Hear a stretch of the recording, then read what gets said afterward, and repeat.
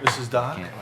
Good evening, everyone, and welcome to a special meeting of the Board of Commissioners of Haverford Township. Today is November 20th, 2017, and this is a budget hearing and preliminary adoption of the year 2018 budget. I would like to ask, and the Board of Commissioners did not meet in executive session today, believe it or not. Mr. Secretary, if you would please take the roll. Certainly. Mr. D'Amelio? Here. Mr. McCluskey? Here. Mr. Siegel? Here. Mr. Lewis? Here.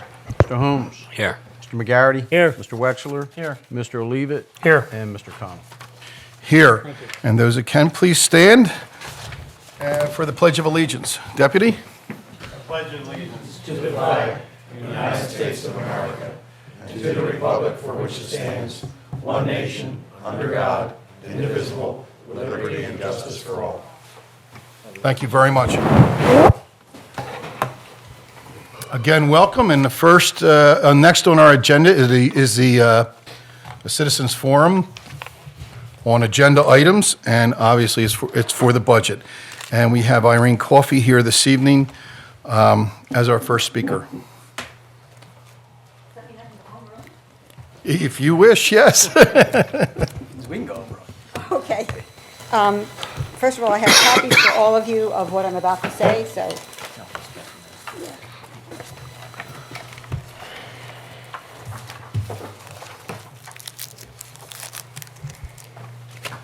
I have to say, I have never been to this room when it's been this empty.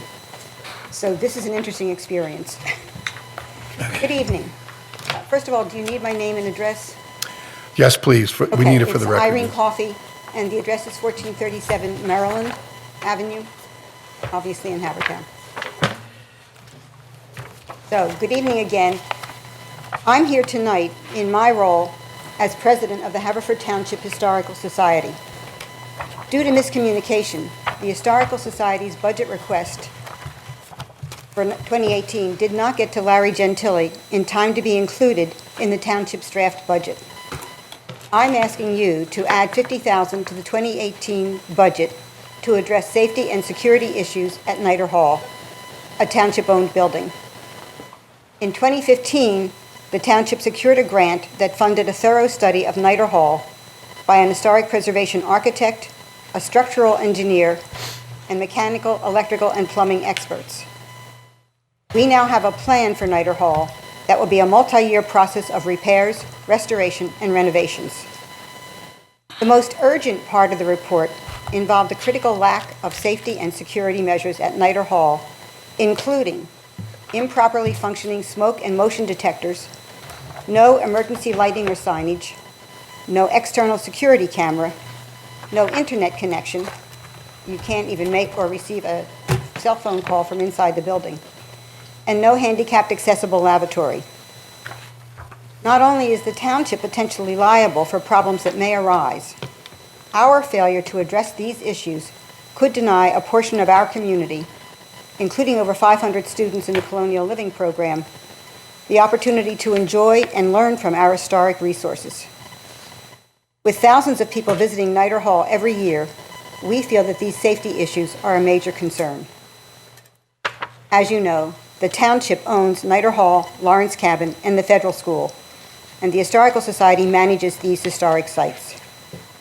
Over the years, both the township and the society have spent funds for their upkeep. In recent years, the township's budget has included a modest $1,800 each for the Federal School and Niter Hall, with nothing for Lawrence Cabin.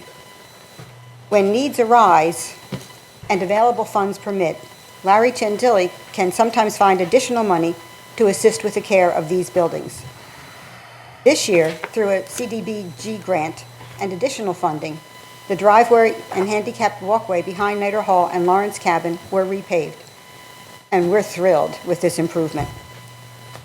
On average, the Historical Society spends $4,500 per year on the 3 township buildings we manage. That's 38% of our annual budget.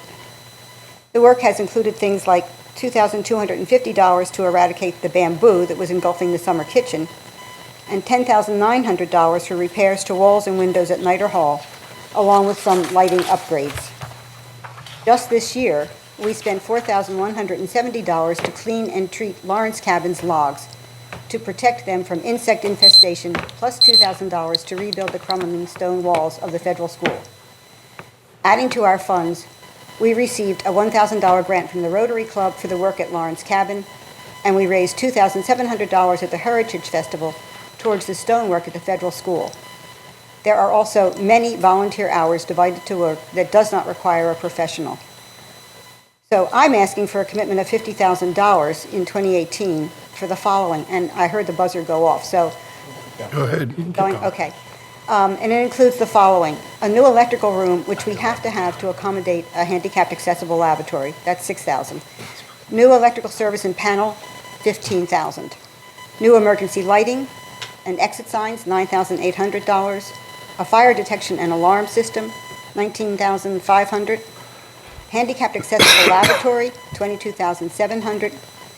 Domestic water system improvements, $6,000. A new sanitary drainage system, $17,900. Internet access, $400. And a small allowance for cost overruns. That brings the total to $100,000, which is $50,000 over the amount we're requesting. The Historical Society will provide the additional $50,000. While we appreciate the funds the township has expended in the past on Nider Hall and the other buildings, we feel that a specific commitment must be made to the safety and security issues at Nider Hall. $50,000 is a relatively small cost for changes that will protect and benefit the entire community. Thank you. Please come to visit Nider Hall. It is the township's museum, and it will be open on December 10th as part of the Society's annual holiday house tour. Thank you, Mrs. Coffey.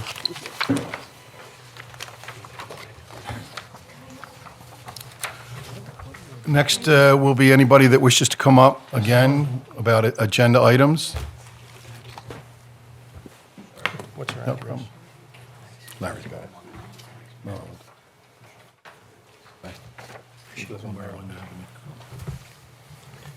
Anybody on this side of the room? Anybody on this side of the room? There being none, then we will conclude the citizens' forum, the input. And gentlemen, you heard the request from the Historical Society, and this certainly is open for discussion. Mr. Holmes, you were the finance director. Do you wish to start off? Well, what I would suggest is that I move to adopt our preliminary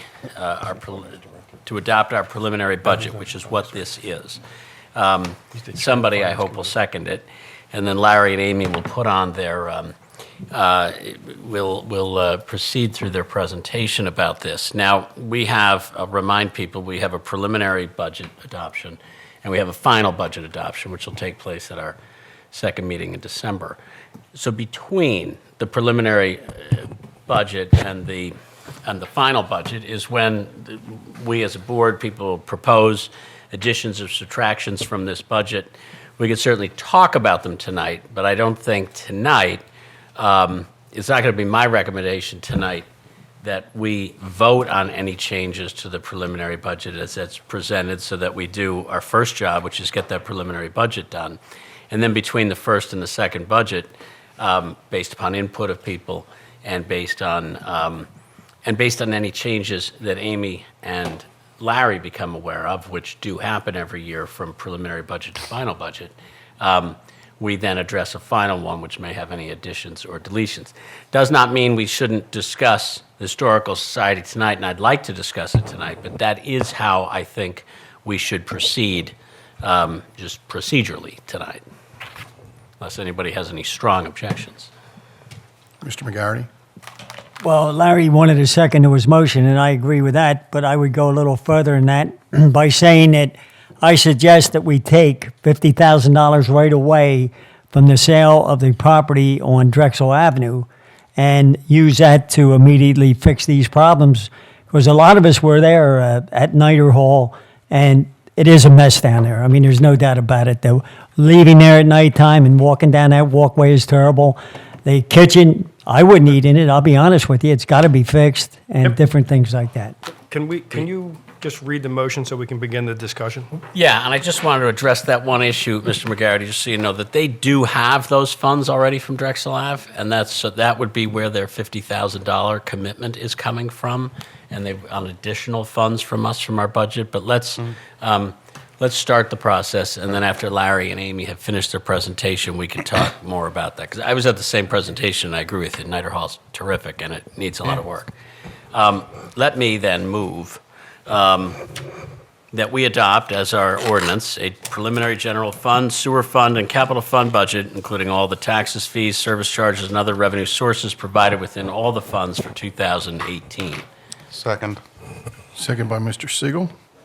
Mr. President, as we've done in the past several years, I turn the budget presentation now over to our township manager and to our finance director, who will present to us this year's preliminary budget, 2018's preliminary budget. But do we need to vote on this before we No, discuss no, it? this was our No, discussion. this is part of the discussion. He's going to get the presentation that okay. we'll discuss.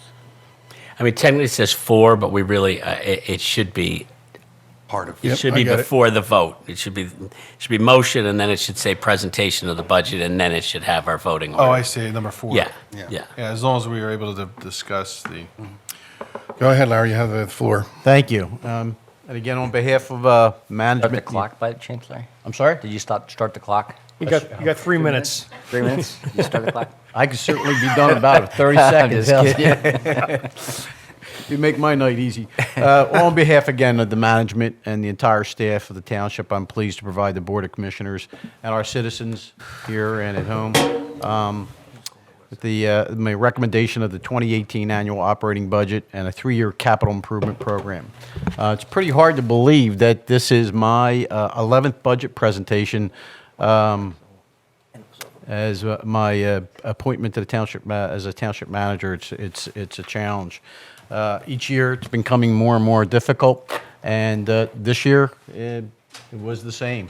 This budget did not come without some sacrifices, as you'll hear me talk later on this evening, and to be exact, a reduction in 2.6 full-time employees. These are real people that we had to cut. But the budget, the township budget is our fiscal blueprint for the policy decisions which we will be implementing in the upcoming fiscal year. It is the most important instrument that the Board of Commissioners and the management and our staff has to establish control over costs and directing revenues. The budget decisions determine the level and the quality of government services, which in turn guide our community's future. The goal of this year's 2018 budget is to operate within our fiscal means of the community while maintaining essential level of service and investing in the infrastructure which will enable our township government to meet the service needs of the future. Like previous years, this proposed budget represents a continuation of the Board of Commissioners and management's commitment to building and investing in a high-quality community that effectively, 1, provides a broad range of public safety and community services, maintains the township roads, our parks, and our infrastructure, protects our natural environment, and it maintains a vibrant set of recreational assets and services that our residents enjoy. Like other years, our budget process begins in August when each of our department heads receive general instructions and they prepare an operating and capital budgets request. And over the past several months, management met on several occasions with all department directors to review the operational plans and recommend adjustments where appropriate. Mrs. Cuthbertson and I identified constraints to consider in reviewing the budget request. What is abundantly clear is that all of us share the overall desire to keep tax increases in check while maintaining the high quality of municipal services our residents expect and deserve. The goal is to balance the budget and continue to provide the same level of service to the community that is expected from any first-class township. Every level of government faces major challenges of providing high-quality public service within its constraints of its fiscal position. The general aversion to real estate tax increase, coupled with increased operational cost and increased demand for services, makes the budget process difficult for virtually every taxing authority in the United States. The township's 2018 proposed general fund budget totals $43,200,000 $201,341. While technically a decrease of $279,502 over the 2017 adopted budget, the 2017 budget included a $2 million general fund transfer to our capital projects fund, so the true increase between 2018 and 2017 is approximately $1,720,498. To balance this budget, a 2.4% real estate tax increase is proposed. Using an estimate median assessment of $145,000, the budget increase would equate to an annual increase of about $28 per year. The preliminary budget calls for no increase in the annual trash fee, which will remain at $197 per residential unit. And the preliminary budget also calls for no increase in the sewer rate, which will remain at $4.70 per 1,000 gallons of water used. And at this time, I will ask Amy to talk about our general fund reserves.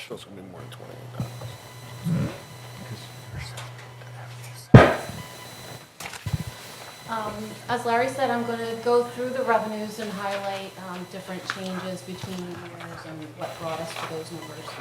The real estate tax revenue line item at $25.2 million is naturally the highest revenue line item of the township.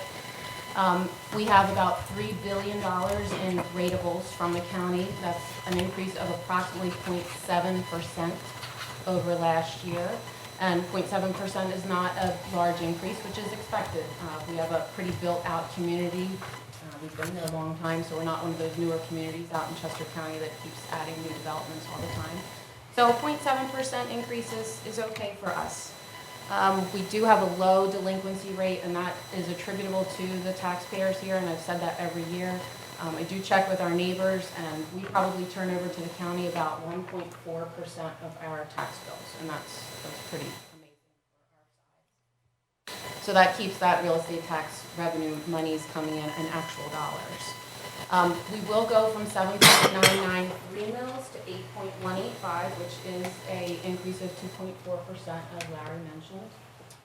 A couple other things that I just wanted to touch on while we're here at real estate taxes. I know on a lot of people's mind is the county reassessment that has been talked about. Unfortunately, we don't have a lot of information on the local level yet as to what's going to happen there.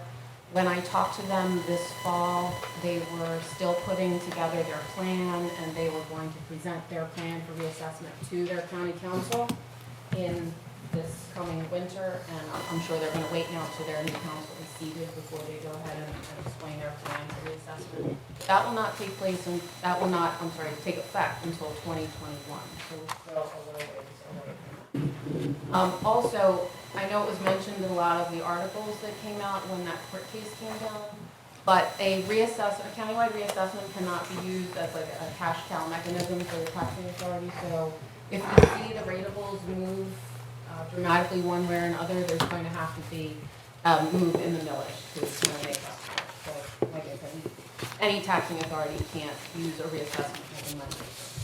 So we're just going to have to wait and see on that a little bit. I think you'll probably see more information from the county come out in 2018 with the bulk of the work happening in 2019 and 2020, and with it coming back in 2021. So that's just something we're going to have to keep our eye open just as residents and as the township. While we're on real estate taxes, we'll just take the opportunity to let the public know that the township now does accept accept credit cards for real estate tax payment for those who so choose. We do have some people ask, and we try to make that service available. So now it's available through our website. You can go right on our website and pay your 2017 real estate tax bill with your credit card if you so choose. There is a convenience fee attached to that. The township does not keep that money. That is not a revenue stream that is charged directly by the credit card company, but the service is now there for those who And lastly, on real estate tax, again, just because we're here in this forum, we are 99.9% sure we are changing the format of the tax bill this coming year. It's just a more modernized version of the same information, but if you recall, The current bill is a carbon copy, a two-page carbon copy on tractor paper. It's an 8.5 by 11 one-page, still colored, because we do like to differentiate ourselves with that colored bill. But you would just rip off the top portion and send in your payment and keep the bottom portion of your receipt in the middle with the instructions, similar to the school district bill. So hopefully people will like that. And like I said, we're 99.9% sure we're going to make that happen. Can I ask you a question about real estate taxes? So of the 24 million this year, would you say that is it roughly like 88% or somewhere in that vicinity is residential, and the rest is commercial? Yeah, I would say that's. So obviously, we're highly dependent on residential taxes, so the residents bear a big burden. How do we compare to, do you know how we compare to Lower Merion and Springfield or Lower Radnor? Merion, And there's going to be a wider disparity, and they're going to have more commercial than. I would think it would be- Radnor has more commercial. I would think it'd be drastic in the 20. I do in those two comparisons. I would say Marple is probably pretty similar to us. Springfield is also more commercial than we are. Yeah, that's why I think, We are, as it's been called before, largely a bedroom community. We Yeah. don't have that large commercial presence that some of the neighbors do. I I think don't know, that, Marple's got that industrial park. They do. I think Which is that Larry and you have done a great job in trying to keep our taxes low, and I think we have to be ultra sensitive to the tax burden, particularly given that it's, not that businesses don't matter, but when this is the burden is on residents, we gotta be extra careful and vigilant in how we spend our money. But it doesn't have to be. I What's mean, that? we don't have to rely at an 8-to-1 ratio on our residential property taxes. I mean, part of our problem is we don't do enough to encourage the business districts that we have. We have a battle I think in we've all done a the much better buffer job through the neighborhoods. HPED than we have in Larry, and I think the community's done a good job in terms of being more inviting. Better, I'd say, yeah. Much more inviting than it used to be. So I I'm mean, not it sure may you're be. gonna- We not still gonna have see- you're way gonna see too much, but we difference. still have way too many vacant properties, and we still have Where? way too many fights. I'm sorry, where are these between- vacant properties? You said we have way too many vacant properties. We have vacant space in the Minot Shopping Center, don't we? We No. have none? No, they just moved the new bird place in. Okay, excellent. Well, I'll think of more. Okay. We are not just saying, 'cause vacancy-free in there's- this township. The HPD is doing a wonderful job, but at the same time, we had people people screaming and yelling about not putting a Walgreens in our township. We have problems in all the areas that buffer our residential areas and our business zones. We have battles that happen every time in front of our zoning board and happen every time in front of this board. When we try to work within our business districts, we get a lot of pushback from residents who don't want our business districts to expand or don't want anything to go right up to the edges of those neighborhoods. And the problem is, we don't do that. We don't encourage that. And we keep living at this 8-to-1 and 9-to-1 ratio of residential real estate taxes to run a thriving professional township. We're going to have a serious problem. We've all seen that. We've watched that happen for all the years all of us have been on this board, where when we do have businesses that try to come in, we get we get concentrated public effort to stop it from happening. It doesn't happen, and then we don't have the development where we need it. And then we don't have the local enabling taxes. So in addition to the real estate taxes, Sandy, I mean, the local enabling taxes, which is basically the category of business taxes that we have in the township, are the mercantile taxes, real estate transfer taxes, business privilege taxes, and the local services tax, which I think is the $52 that everybody pays for living Emergency here. services. But basically, our mercantile tax and our business privilege taxes, I mean, they are, that's $1,900,000 out of a $43 million budget. And it needs to be a lot higher. And not because we need to raise it, but because we need to get more. What did you say, the real estate transfer? No, I'm talking about the mercantile tax and I'm the sorry. business privilege tax. No, the real estate transfer is great. I mean, people are moving, there's tons of turnover in the township, and we're getting 1% of every sale of every house in the, or I guess I'm not half sure we're of going to one. move that needle much. given No, that I don't there's think- I don't think there's as much vacancies as you think, and clearly there's not a lot of opportunity to grow or develop any additional commercial areas. So, I mean, I'd like to see, I agree with you, that it would be great to see. us What's make a happened move. in the 3 years on this corner since we, since the Walgreens I don't was want to shut I don't want to down get off there. topic here, but Yeah, I Mrs. just- Cooper's Well, in I that. know, but Yeah. but for 12 years, Andy, and you were on this board when I was on it, when Fred Moran would say, "We're a bedroom community. Don't do this. If we keep talking like we're a bedroom community, we're going to end up being a dying community. If we don't make that, if that chart doesn't change in the next several years, and more of our budget rely less and less on residential real estate, unless that happens, we're going to befall the same fate that all the inner ring suburbs are going through right now." Mrs. Cupperton, would you please continue? I don't agree. Commissioner Holmes did mention and touch on the next line item there, which is the local enabling tax, and he described each of them very well. That's primarily a realty transfer tax, the business privilege and mercantile, and the local service tax, which is that $52 that we all pay, those of us who live here, and, I'm sorry, those of us who work here pay that.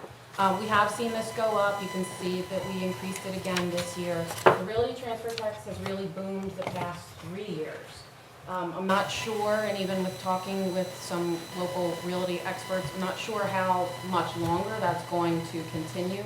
There's been a lot of high-ticket sales in some of the neighborhoods that you can't count on each year, but we've been lucky enough the past few years.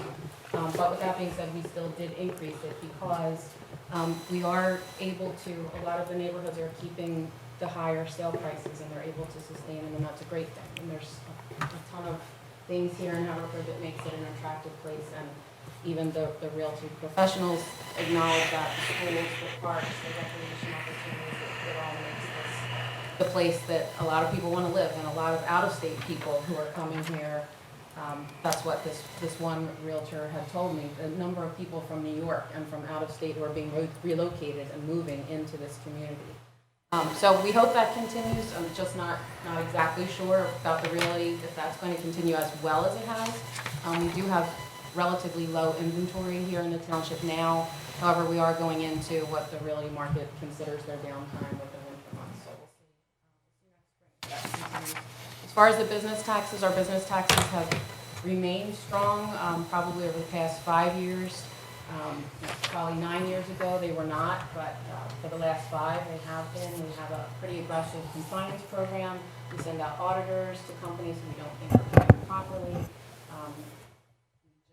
keep on top of people to file the way they should, and we have a lot of enforcement procedures that we do to keep the money flowing in for taxes that are already on the books. The license and permits, you can see that stayed pretty consistent. That's largely your permits and plannings like code enforcement and the cable franchise fee. So of that 2.1, I think 1.1 is the cable franchise fee, and the rest would be the permitting revenue.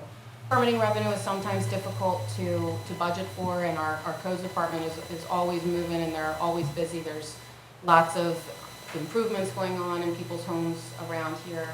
But it's difficult to budget for because those larger projects we're just not always aware of until we're already into the budget year. So we kept that pretty consistent.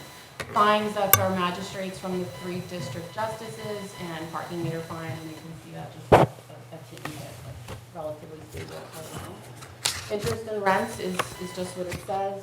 The interest market has finally got a little bit of life into it, very little, but at least we're getting some returns on our money. And that is where largely our rents from the cell towers go into that line item as well. Grants and gifts, you can see a little bit of an uptick. These are state and federal shared monies that either grant programs or entitlements that come to the local level, the largest being the liquid fuels money that help keep our roads free, the snow removal, the street lighting, things like that, and our pension aid. So we did see upticks in both of those line items going into 18.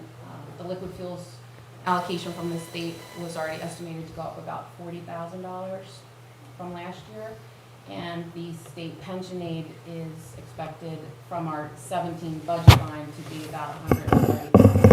So that is helping us with the The department earnings is our trash fee, recreation programs, all the services that the police department does, like photocopying and records and things like that.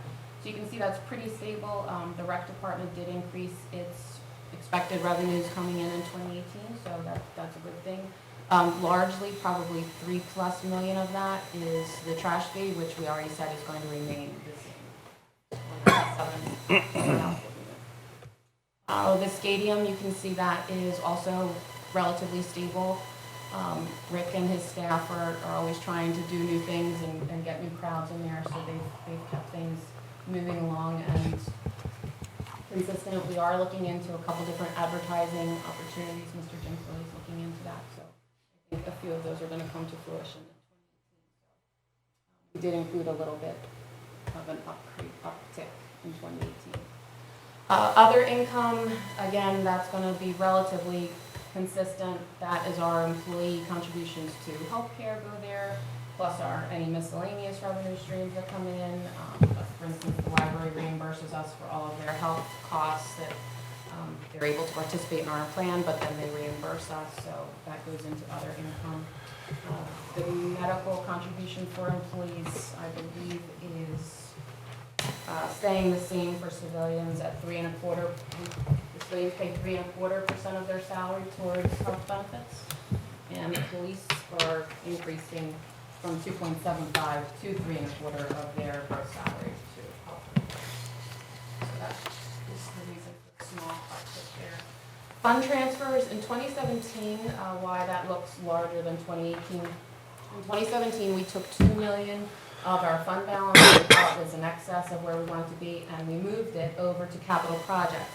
And we did that because we wanted to start to use some cash on hand and be self-reliant on some smaller capital projects instead of borrowing for everything all the time. So that's why 2017 is higher. And that $2 million was transferred over to capital projects where it sits waiting to be spent somewhere in the future on a smaller projects, not something that's worthy of a bond issue.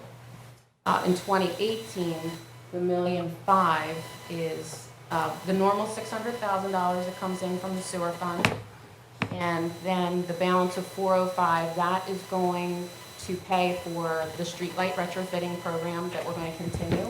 The plan is to do another 1,619 streetlights in the township to retrofit it with the LEDs that you see in some of the wards.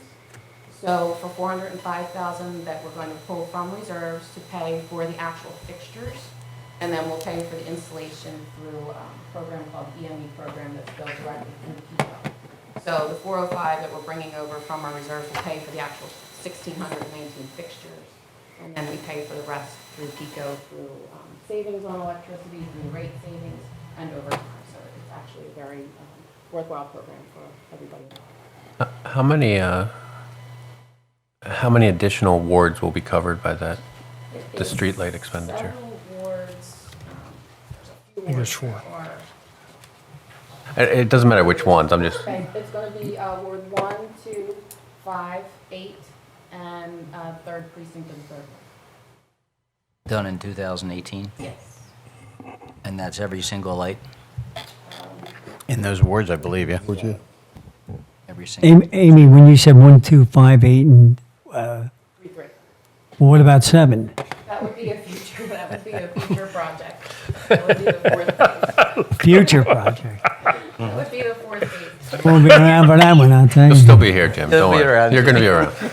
Now you gotta stay in office, right? And we do have representatives. Just give them the from, lights. Yeah, okay? We do have representatives from Macro and Constellation here. If there's any questions on the streetlight program, they are here on hand if you do have any questions before the presentation is over. Okay. I just had a quick question on real estate taxes.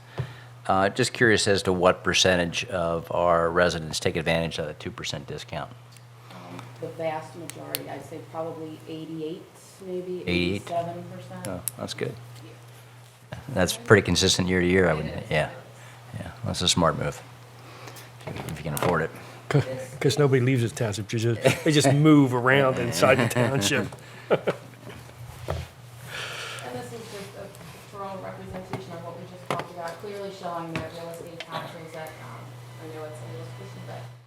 believe it's 59%, is our biggest revenue stream, followed by department earnings and local enabling taxes. But clearly, due to the reasons we talked about, due to the reasons that this is largely a residential community, that we're largely built out, you're going to see real estate taxes as being the number one source of revenue. We don't have earned income tax here, we don't have a sales tax here, so real estate taxes does sustain us for the most part. And I think Larry, this is me too. The sewer fund, I'm just going to touch on the sewer fund. The sewer fund is going to stay pretty much the same. We already discussed that the rate's going to stay at $4.70 per 1,000 gallons of water used.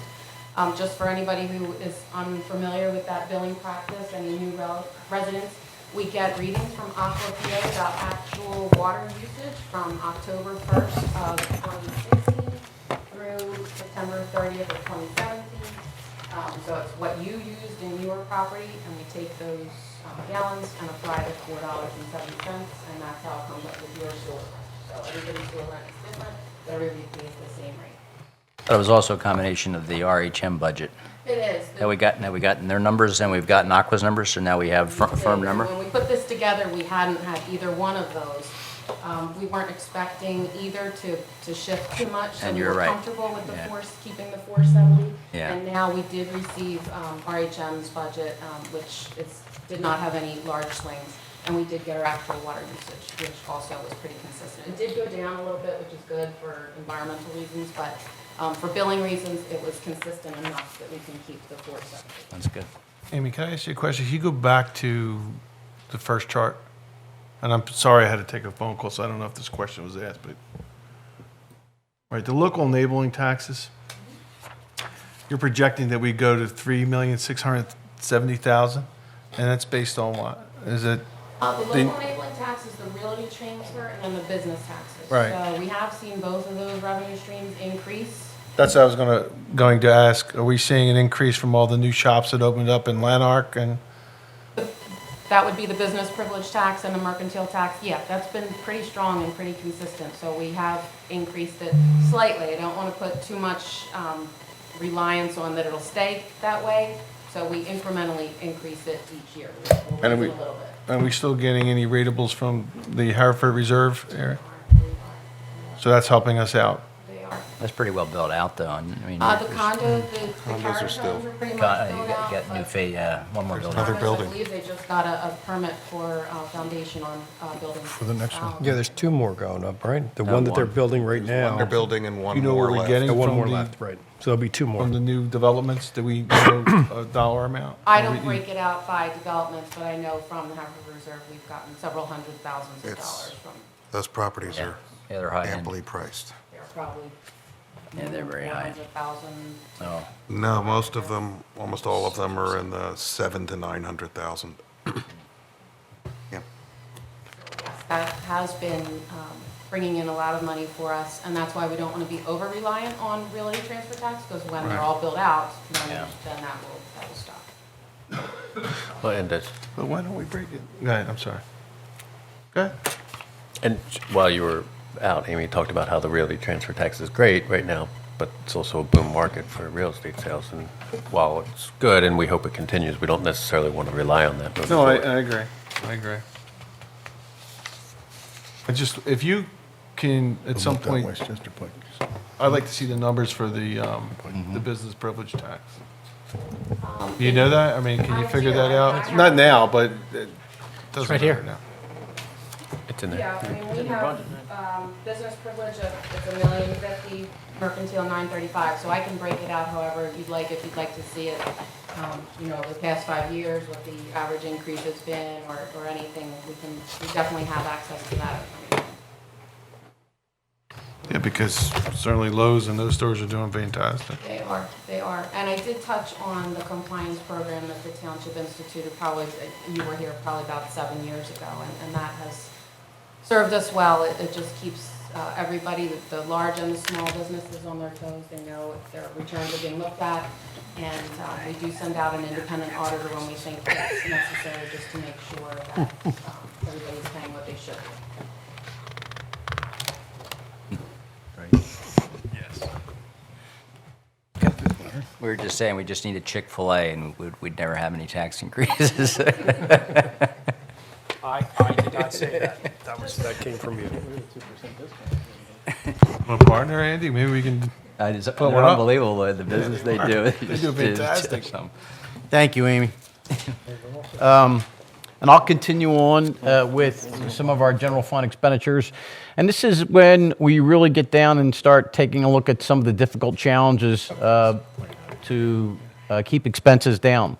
This year, both are uniformed, and I'll talk more about that as we come to one of the slides I call cost drivers. But this year, both our uniformed and non-uniform contracts called for a 3.5% increase in salaries.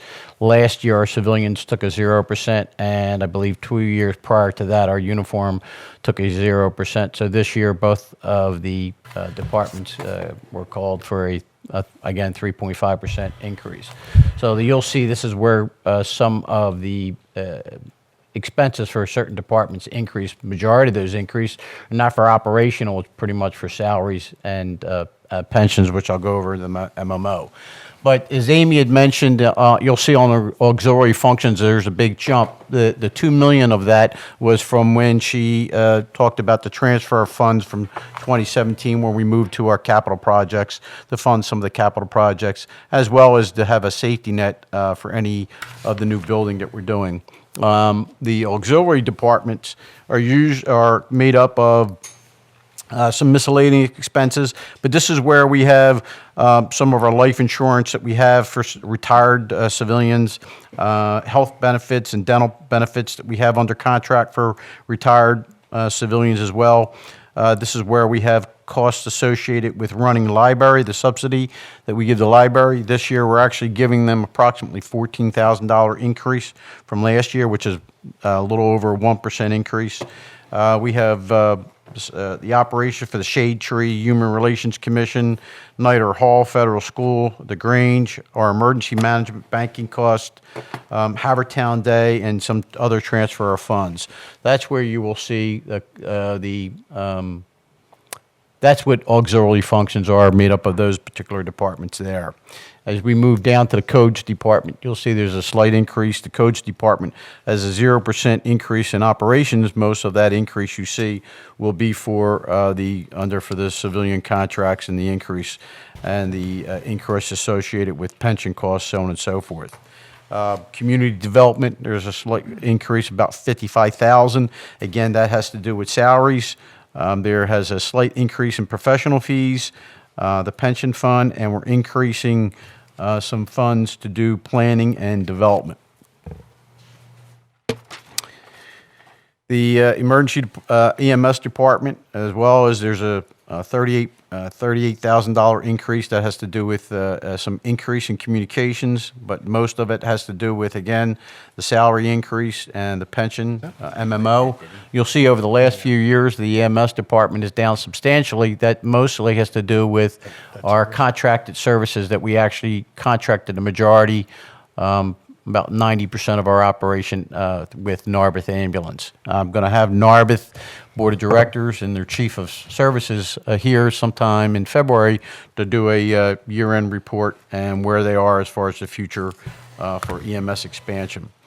Same thing in finance. Larry, could you go back to 4 and 5? I don't think. Debt service and interest? Yeah. That has to do with, Amy, it's to do with our borrowing. Yes, you see that it's about 3.7 in each year. We did expect it to go up in 2018. However, we were able to, if you remember, to push off a borrowing that was anticipated in 2017. We pushed that off because the library moved its construction a little bit, so we're able to push that borrowing off till 2018. Why you don't see a big increase in 2018, considering we're going to plan. That's what I want to know, yeah. Is we have refunding opportunities. We're going to spread it out over a longer period of time. And bring the interest rate down. The interest rates are going to. So I'll go to, hopefully come down. what period of time will it be? It will still be the same. We won't pay off it's the 2010 deal and the 2013 deal that are eligible for refunding. Okay. And does that have the $3 million in there for Parks and Rec? It does not have a full $3 million. It does have money in there. It's kind of a spend as we go, so we might do some in 2018 and might do some in 2019? Entire money, exactly, just because we didn't want to Yeah. borrow the entire money knowing we weren't going to use it for a few years out. He was proposing Yeah. like $1 million a year. We have about $1 million Right. ready for 2018, And that's- and I'll go over it as we get into Okay, the. okay, good, thank you. But Thank just you. to That makes sense now. Stay on that topic just a minute. So the refunding opportunities were, those issues were now at, I think, a 3.7 and a 4.2. And the deals now are in the 2 areas, so, and That's great. That's the same thing as like refinancing your house. It's called refunding a bond deal, so we're gonna be saving some interest costs, as long as the market stays stable. We cannot do that until July, so that's really the target date. We're trying to hold off on everything to July and do one big refunding and any new money. Thank you. Thank you, Amy. By July. You can only do, it's called a call date that each bond issue has, and that's the date that you're able to refund. You can call, I believe, 60 days, you can start a refunding 60 days before your call date, and the 2013's call date, I believe, is October, which that brings us to July.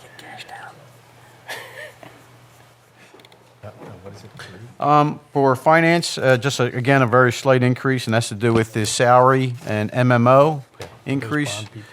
Fire protection, you'll see they're slightly down by $6,000. That largely due to we're not decreasing their contributions, but that's a decrease in our Act 205 for that we get from a relief association. Why we're getting less, I'm not sure, but it's a slight decrease for their contributions the fire services will get through the Act 235. I can answer that. Yeah, please, Amy. One of the line items in there is a pass-through. The state gives us money through their foreign fire insurance program. It's a revenue in and then an immediate expense out for fire protection, because that money goes to the Relief Association for equipment needs of the fire companies. We saw that go down in 2017, so we kept it at that same lower level in 2018. So it's not the township decreasing funding for fire protection, it's the foreign fire that flows through from the state. Thanks, Amy. So what are we projecting to spend that $973,000 on? How much of that is equipment related and? Probably, I think 380 of it is the pass-through money that I just spoke about. Yeah. With the fire, the foreign fire from the state. Then each fire company gets its operating allocation of $63,000. We kept that consistent.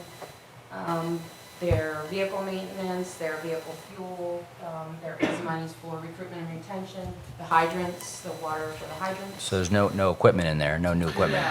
that's capital. That'd be capital, Through okay. the relief association. Yeah, and if you recall, in 2017, we allocated $2 million. In fact, I believe this evening, should have been the last two. Last truck came in today. The last 2 trucks arrived, Manoa's right? pumper, Oakmont's pumper, and Oakmont's ladder truck. So this Board of Commissioners and the residents, we've invested $2 million that will service the community for the next, the ladder truck will be approximately 25 years. 25, And those that's 2 good. pumpers will be the next, they'll last about 20 years. The next step is to, we have only one bid to sell the old apparatus. We're not looking to get more than, we're hoping to get for all 3 pieces about $100,000. Right now, I have one bid for $75,000 for a ladder and a pumper, but I'm not going to accept the first offer. We will take those proceeds and then put it right back into our capital reserve. I just think it's important, again, for the residents to understand they have a volunteer fire company, and if we had a paid fire company, we would probably add, what, $8 million just to run? Absolutely. So this is a volunteer fire company in Haverford. A lot of people would be surprised, don't know that. Also part of this budget, just as an aside, is the Act 172 refunds that we hope to be processing for the volunteers that the board passed at the last meeting. Anticipated the budget impact to be about $30,000, but that's also in that line. Thanks, Amy. Human Resources, they're up about $56,000. Again, that has to do with salary increases for the contracts, the MMO, and we actually put more funds for unemployment into there because we found that we were actually under budget there, so we increased our unemployment fund. The stadium is down about $29,000. mostly has to do with our utility savings for the hard work that Lori has done and getting some energy savings into the stadium. So our utilities are down about $25,000. Thank you, Lori.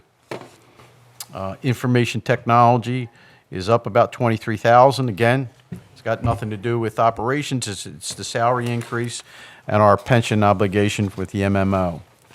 Management is up 31,000, again for salaries, MMO, and we're actually down in our legal expenses. Thank you, Mr. Byrne.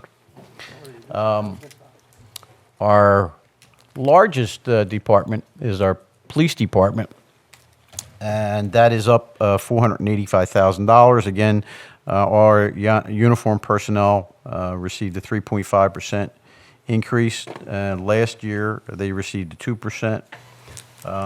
The MMO, the pension obligation of that $485,000 comprises of about $350,000 of that.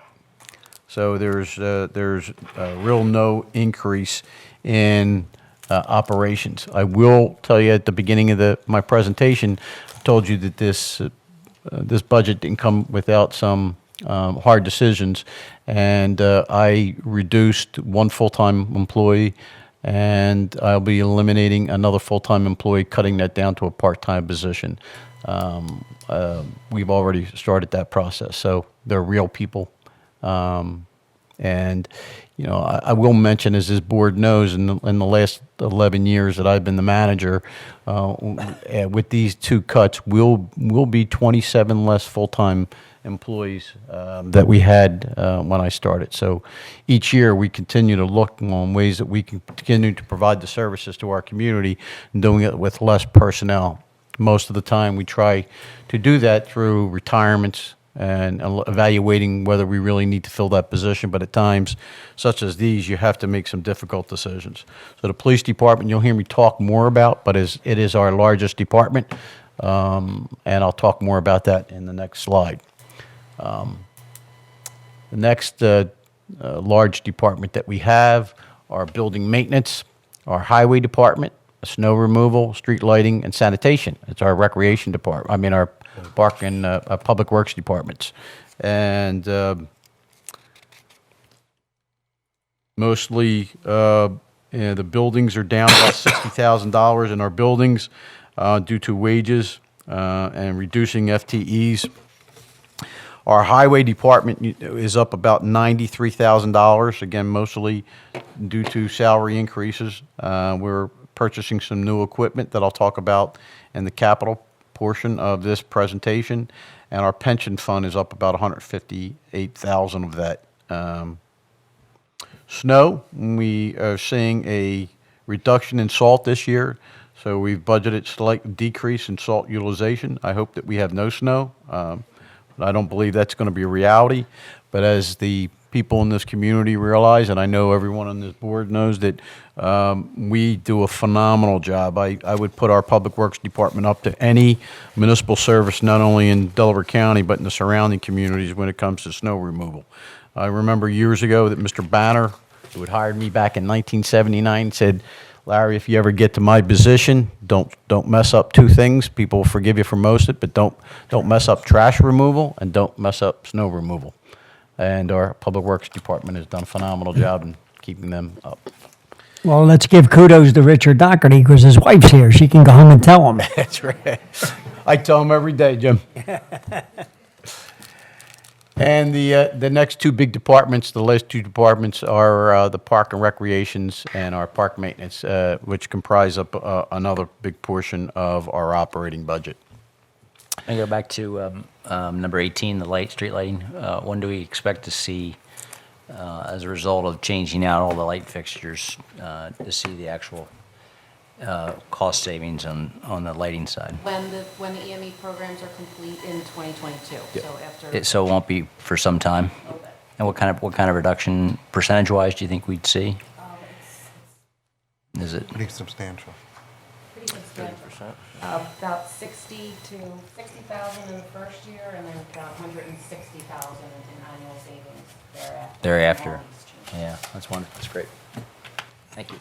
Andy, and with street lighting, it's also, some of those expenses has to do with our traffic lights when they're knocked Traffic, down yeah. for repairs, and so our police department does a phenomenal job. If we have a knockdown, that we usually get the driver of that particular vehicle and go after their insurance. There's times where we have hit and runs, and just unfortunately, the township has to eat the cost. That we have to eat, it's not PennDOT, we have to eat that, even though it's a... No, we own the traffic lights. Even if it's a state highway? Yes, sir. We eat that? Sounds fair. Sounds like PennDOT. As I said before, our biggest departments that we have are our police department, which comprises of 17 million, and our public works department. If you add up all of our public work department, the highway, the sanitation, and so on and so forth, comes to 10 million, and our park services, which is a little over $3 million. So they're big departments. As you can see, I always add this in there because our police department is a large department, and I'll talk a little bit more about it with the next slide, but it's the second largest department in Delaware County. We have 70 sworn officers.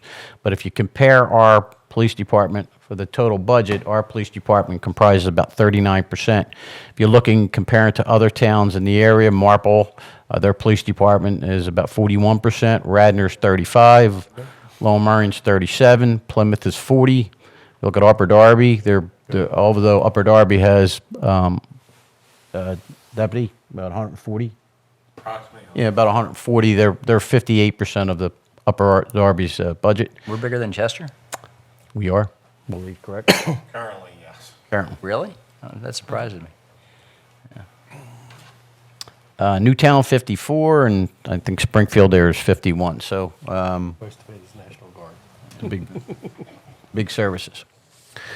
Again, I'll just talk a little bit about our police department again, because it is the biggest portion of our budget. But we have, again, the second largest police department. We have all of us total 70 sworn police officers that are budgeted and 77 civilian personnel. But of those 77 civilians, only 7 of them are full-time personnel. And again, that's including the reduction that I just talked about a little while ago.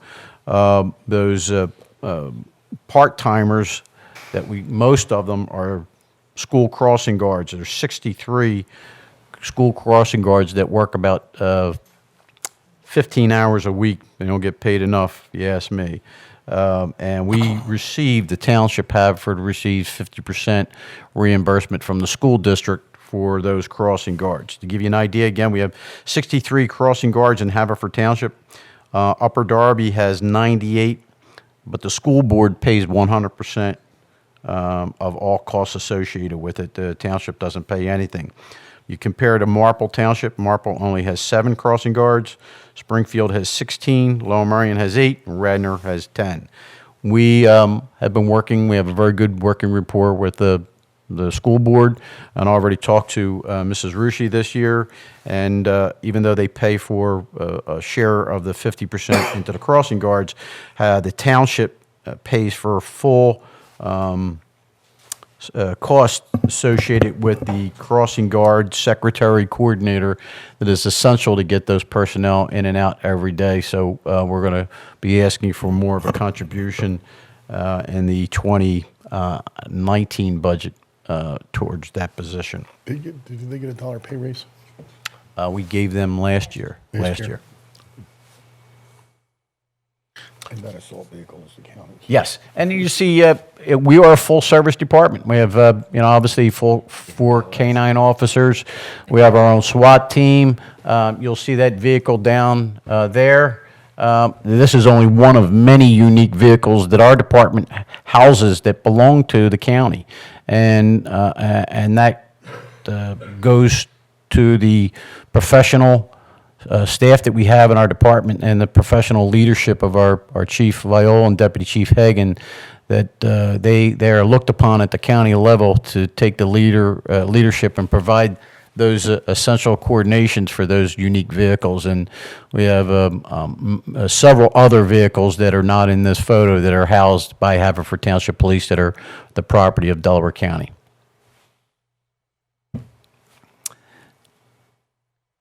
Again, our next department is a full-service department is our Public Works Department, which comprises of our Highway Department, and I believe we have 69 full-time personnel and 20 part-time personnel. And those 29 personnel, part-time personnel, years ago, they would work, historically, they would work 34 hours a week. Today, because of the Affordable Care Act, the changes that occurred, was that, Amy, 2 years ago? About 2 years ago, we had to reduce all of our part-time personnel. We didn't increase any, but we reduced our hours from 34 hours a week to 29 hours a week. If any part-time individual works more than 29 hours a week, then we have to afford them the same type of benefits, health care, dental, prescription, that a full-timer.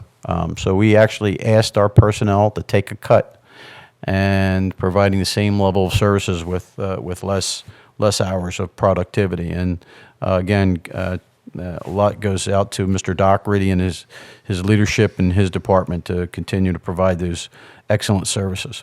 So again, 69 full-time, 20 part-time personnel, and all divisions. When trees go down in our township, we don't have to worry about a contracted service.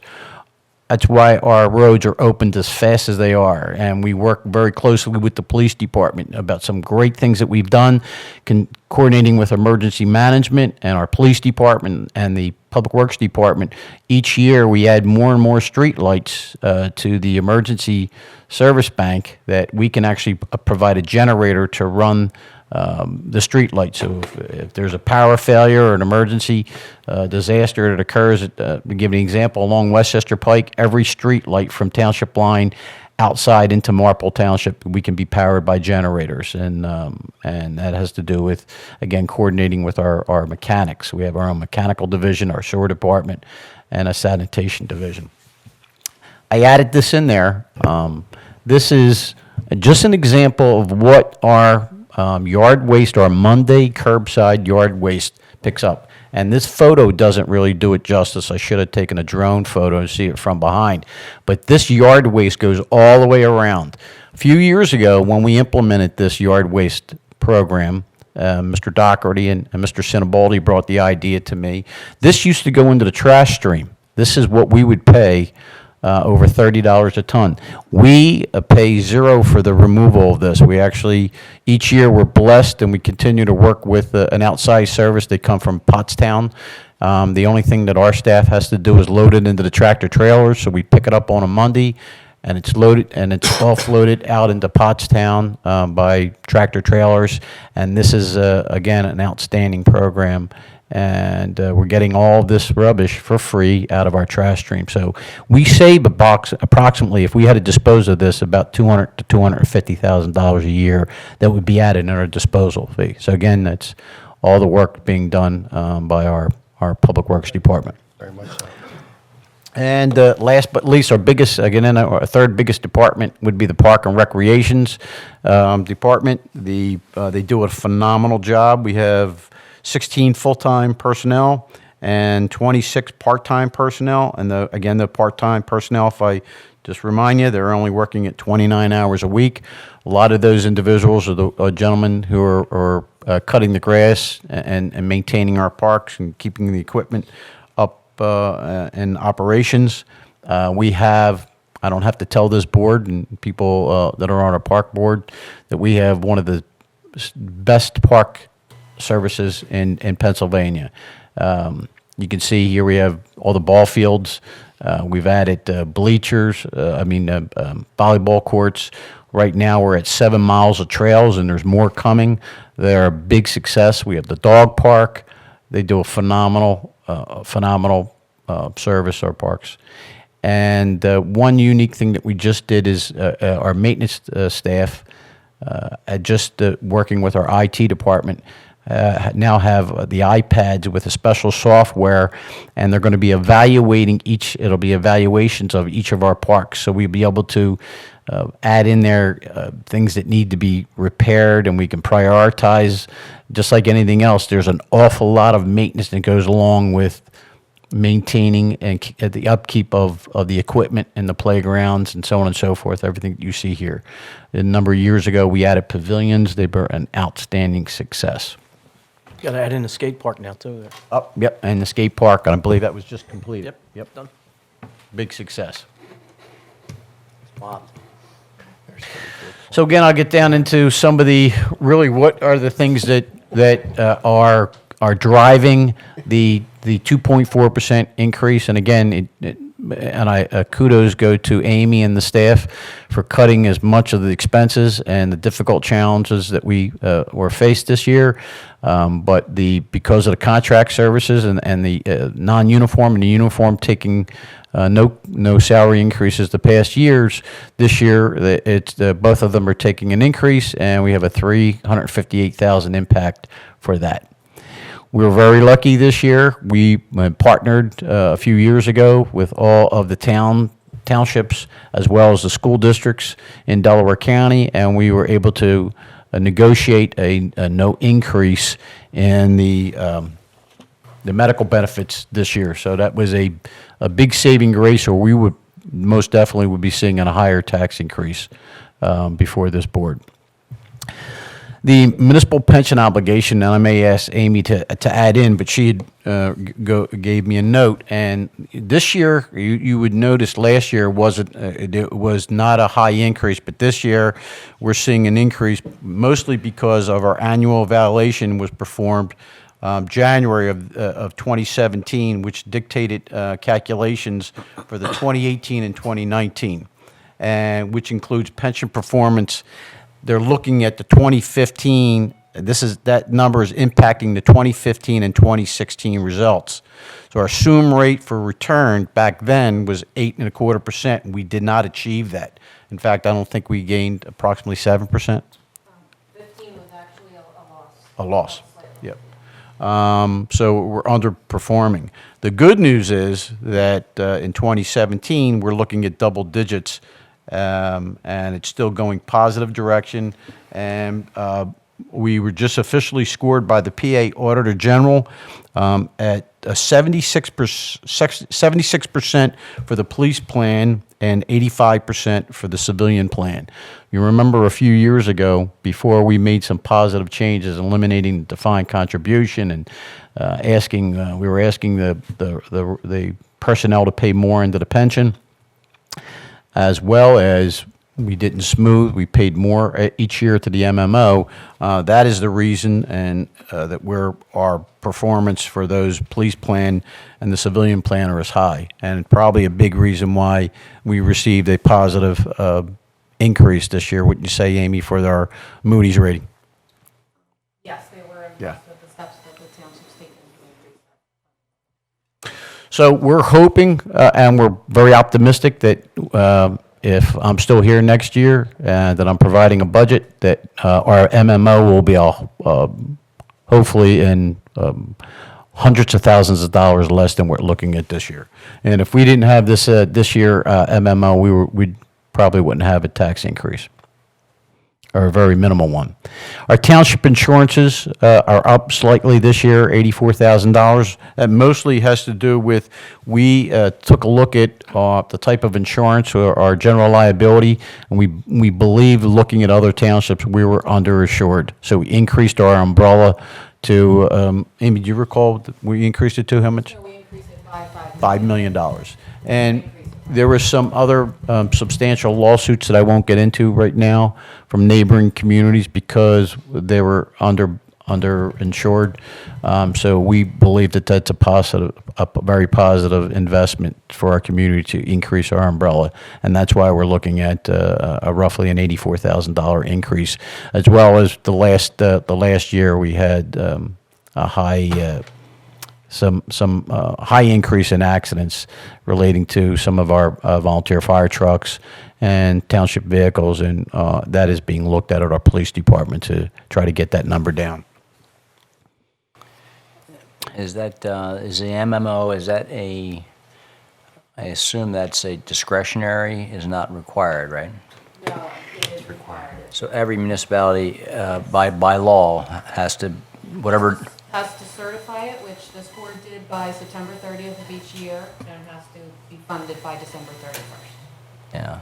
So every municipality has, their pensions are pretty well funded then. They have to be at certain levels. It's a mixed bag. If you look at the list that the state gives out, there's many municipalities who are severely underfunded. So why are they not required to make? Well, they are. Every municipality just- has an MMO. But they don't meet them? They do. And why are they so An underfunded? MMO doesn't bring you to even scale in 1 year. It's a cumulative stepping process. So they're working there. Theoretically, if they would hit their funding assumed rate of returns each year, these severely underfunded ones, and make their MMO each year, then they would eventually catch up by the time all those liabilities came due. Yeah. Okay. And Amy talked about our future borrowing, and you'll see that our debt services is only a slight increase of $22,000 because mostly has to do with we're going to do some refunding of some of our existing debt. Amy, do you want to add in on that? Just simply when the time comes is when we'll have more concrete figures on that, but working with PFM, who is our financial advisor on bond issues, and the market as it is today. I already explained that we have a window. We can't do it until July, but when July comes, we'll be able to refund 2 of our larger issues that have higher interest rates than are today. That coupled with the fact that since those borrowings, our bond rating has been upgraded, so we should be able to borrow at even lower rates.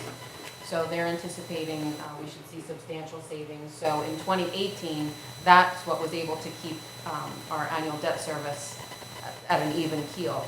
Now in 2019, you will see that increase because, as we talked about earlier, in 2018, there is not only the refunding, but there's also the anticipation of the additional borrowing to pay for the library project and some smaller scale projects. So we will see that debt service go up in 19, but 18 we feel pretty comfortable in this day. Madam Finance Director. Thanks, Amy.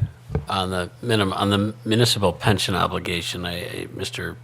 Lewis's question about what do other townships do, we don't pay the minimum municipal pension obligation. There's an option under state law to pay a minimum amount each year, and for those townships that are struggling, they do that by law. We pay more than the minimum to avoid the problems that we had so many years ago with smoothing and all the other things. So how much? That's a very good point. How much? We are funding. So how much of the 760 is overfunded? Overfunding Not would not be the right word. No, but, Yeah. no, but Making up for the minimum. loss. What's the Above minimum? the minimum. Yeah, above the minimum. It is Yeah. a few $100,000. Okay, that makes sense. There's Yeah.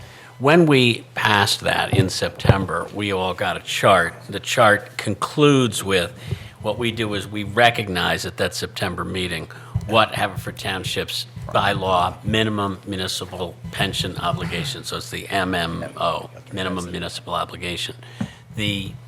On that same chart, we have the number elsewhere on the chart that we're actually going to do, and that was the number we did. So, and there's a formula based on it, but we don't do the easiest number because that's, your problem gets bigger and bigger each year if you do that. It's like just paying the interest on a credit card. It Makes goes sense. up. Definitely. Amy, how much have we borrowed in the last 3 years? Well, Total. total is $49 million outstanding. The last 3 years, 13, 14, and 16, about $28 million.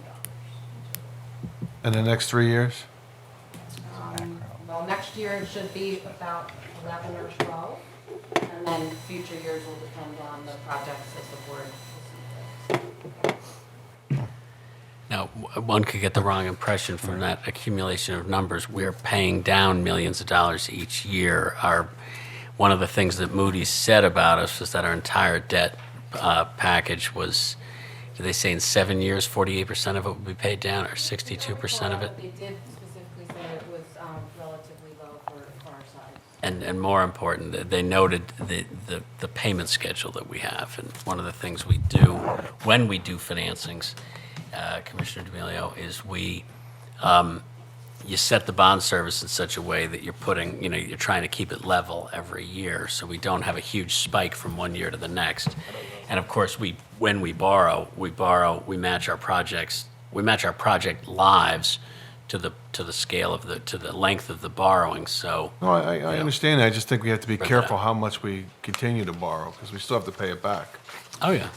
So we need to be But our, careful, very careful. but our long-term debt is significantly less than most other or comparable communities, was my understanding.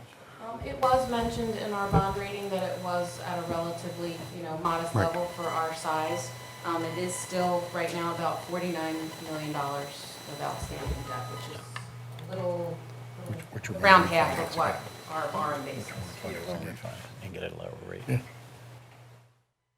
Okay. If you didn't borrow, you wouldn't have a tax increase. Can I continue? Any other questions?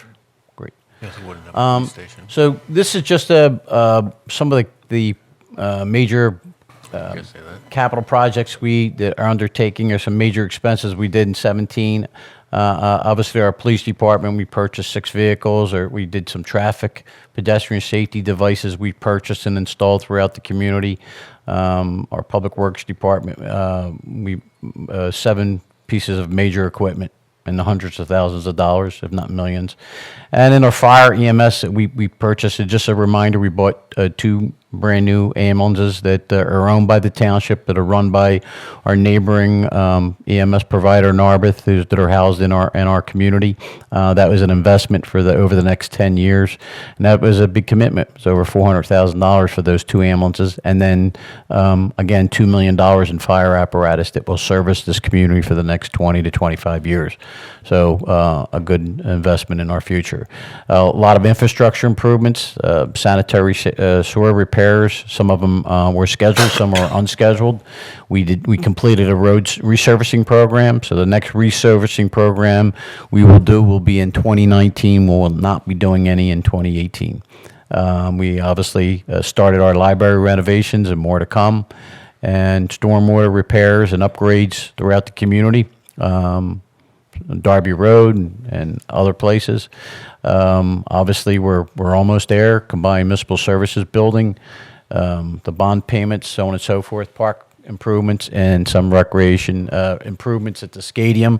We basically put all new electrical panels and a new water tank.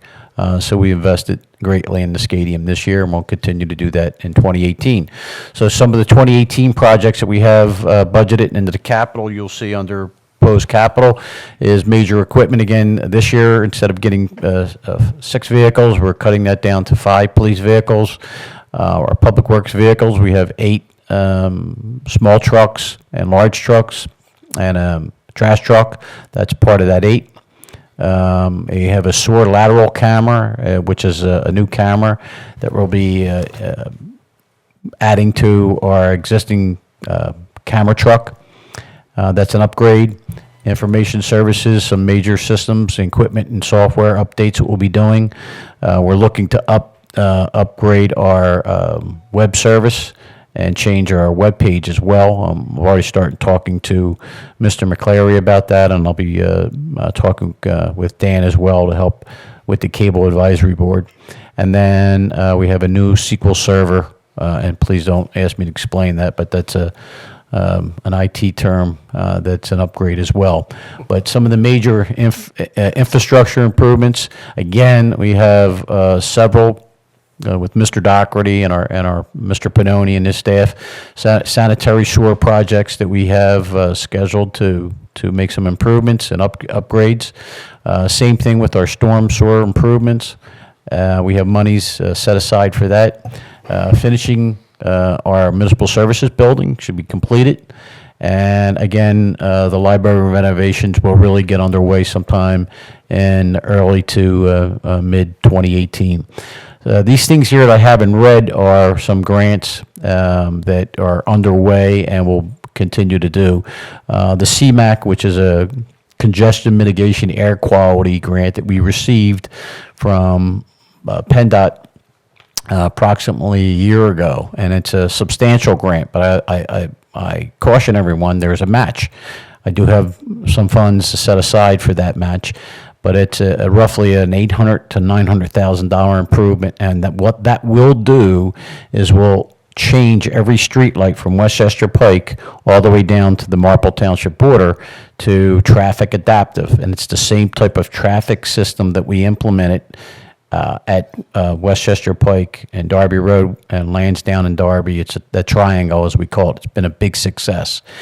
What that will do, once that's implemented, we're waiting for studies to come back, and then PennDOT will give us the final report. It's environmental studies that have to be done to submit before that work can get started. It also improves our air quality, and it's all good things for the community. So it's to improve congestion, improve the traffic, as well as air quality, and it's things like that the EAC like to hear as well. The multimodal. I think it's important to say that traffic's going to move faster down Westchester Pike to the Blue Route, so there'll be less congestion because all the traffic lights are connected. Yes, So and what we're real time. hoping, Marple Township has it planned to put the same traffic adaptive in from the border all the way up to New Ardmore. They have that, but that could come later. And that's the key, is you want that flow to continue. There's so much volume. You've heard me say it before. I don't have any data to prove it, but I've been serving this community since 1979, mostly as an EMS provider, and in the fire departments and working in healthcare. My opinion, one of the worst things that's happened to this township is 476. Once that went in, it is just traffic comes from everywhere, from different communities, and they're driving through our community. Saying that for And years. I've been saying it for years. And so Right into it. there's only so much we can do, but that is a big impact. That will have a big impact, and we're looking forward to getting that up and running. We're behind schedule, but that CMAQ grant will. I'm looking forward to that. Yes, we all are. So Larry, on those adaptive traffic signals, I know we talked about, and we know what's going to happen at College Avenue, and then ultimately at Ardmore Avenue when that bridge is complete. So we'll have two adaptive. And then Right. what's the plan, and what's the time schedule? Well, for we'll Eagle Road be and County Line? budgeting to, and hopefully we'll get, because this is a big success. And if you remember at that meeting that I kind of threw how happy we were and how successful our program was to Mr. Goomis from PennDOT. Yeah. We're hoping that we will continue to get more of those type of grants that we can then do all of Haverford Avenue. That we would probably start there at Haverford and Eagle Road, And then then go all go the way up County all the Line, way up to Bryn Mawr Avenue and Broadview. get all the way up into the border of Radnor. Yeah. Yeah. So that might happen over the next couple 2 or 3 or 4 years. I'm hoping to put that in the 2019 projects. Yeah. And then what other parts of the township are you thinking about for that then we'd be looking at Township Line. township line? Township Line would be the next one after Haverford Avenue, and that would be the next one. And, PennDOT did great, some safety and road improvements all along Township Line. That went from all the way to State Road, Bill, I believe. State Road up to the shopping center. Thank you. And then the multimodal transportation on Darby Road, that's the one we already started. And what that is, that's majority of that had to do with where we dug up right by Goff Road and Darby Road. We put storm water retention, and it slows the water down before it gets into the top of the Chatham Glen watershed. So that was a big portion of that. Phase 2 of that will continue as we move into 2018. We're waiting for additional approvals from PennDOT, and that will be the streetscape, and that will go from Goff Road to Mill Road. We will slightly move. Anyone who's driving on Darby Road, you'll notice as you get up to the orthodontist office, the road kind of narrows and becomes a little bit of a danger. That PennDOT has allowed us to take about 18 inches off of the roadway, and that will make that road safer. Then there's going to be all new curbing, new street lights. Again, it's going to look like Brookline Boulevard and some of the other streetscapes as well. And then again, you've heard us talk about the big commitment, over $400,000 commitment, bless you, into the LED lighting. As Amy said, we're going to put in 1,619 lights throughout the township, and it's a big commitment.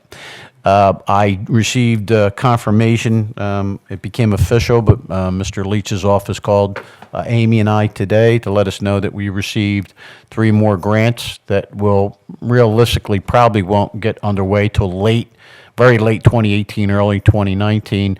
But as we received another multimodal transportation grant, and what that is do very similar to what we're doing on Darby Road, but it'll go from the Brick and Brew all the way down to Benedict Avenue, all new again, improving transportation. It will help the business districts.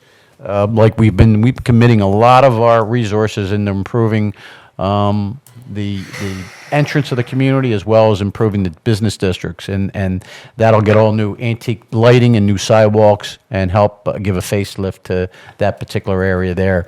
The other one is another big stormwater. We'll then take it to the next step is the Chatham School. We have support of the school board that will be putting another water retention there at Chatham. Chatham School will help with some of the major flooding when we have those major storms. And then the last one is another small grant that will pave the parking lot over there at Hilltop Field. So they're the grants. Realistically, there's matches to all those grants, about 30% on all of them. So it's real money that we have to commit to. But realistically, I guess my guess would be that be very, very late 2018, early 2019 before they can get underway. We have to complete these. Again, I'll start moving a little quicker. I apologize. Financing issues, Amy talked about we're going to be doing some refinancing. So the financing issues, the bond payment for the agent, as well as borrowing issue costs associated with that. The stadium, we have a couple major improvements. Lori's been working on redoing the plaza in front of the stadium. And we also are going to be the fire alarm system. This year we did all the new electrical panels. This year we also will be redoing the fire alarm system and some more security cameras. So those three things will happen at the stadium. And last but not least, the park improvements. We have 1.1 million, roughly just shy of 1.2 million that we'll be putting into, Mr. Denny will be putting into the park improvements in 2018. But we're looking to do that over. Well, we're hoping to get all those projects that we talked about, that 1.1, we're going to try to get them done in 2018. And to give you some example, some of it has to do with we're purchasing some playground equipment, roughly $150,000. We're in desperate need of a new mower tractor. They last about 7-8 years. That's a $70,000 commitment. Resurfacing some of the pathways. We've heard that we have cracked sidewalks. To really address some of the things that Mr. Denny has been talking about, we have to prioritize what we're going to do in 2018. What's really needed first? We talked about that eventually we're going to do over $3 million worth of improvements, but you can't. There's no way you can get $3 million worth of improvements in 1 year. So we have roughly $1 million that we'll be doing to do the improvements, and Mr. Denny will probably go over more of those in detail as we move into 2018. Yeah, Larry, can I just add, though, when you were talking about the improvements and all, and I'm kind of hoping that you go along with this because Chris Connell worked awful hard on Veterans Stadium and basically Veterans Field and the memorials down there. And he had a lot of good plans on what we're going to do there because we had to put all new memorials there now. So Chris had a great plan there, and I hope we follow up on Chris's plan. And I hope he directs the whole. That certainly is on our goals to do that, Mr. McGarity. So I did. All right, if Chris runs that whole show, though, I mean, he was. Well, it's through Mrs. Woodop, right?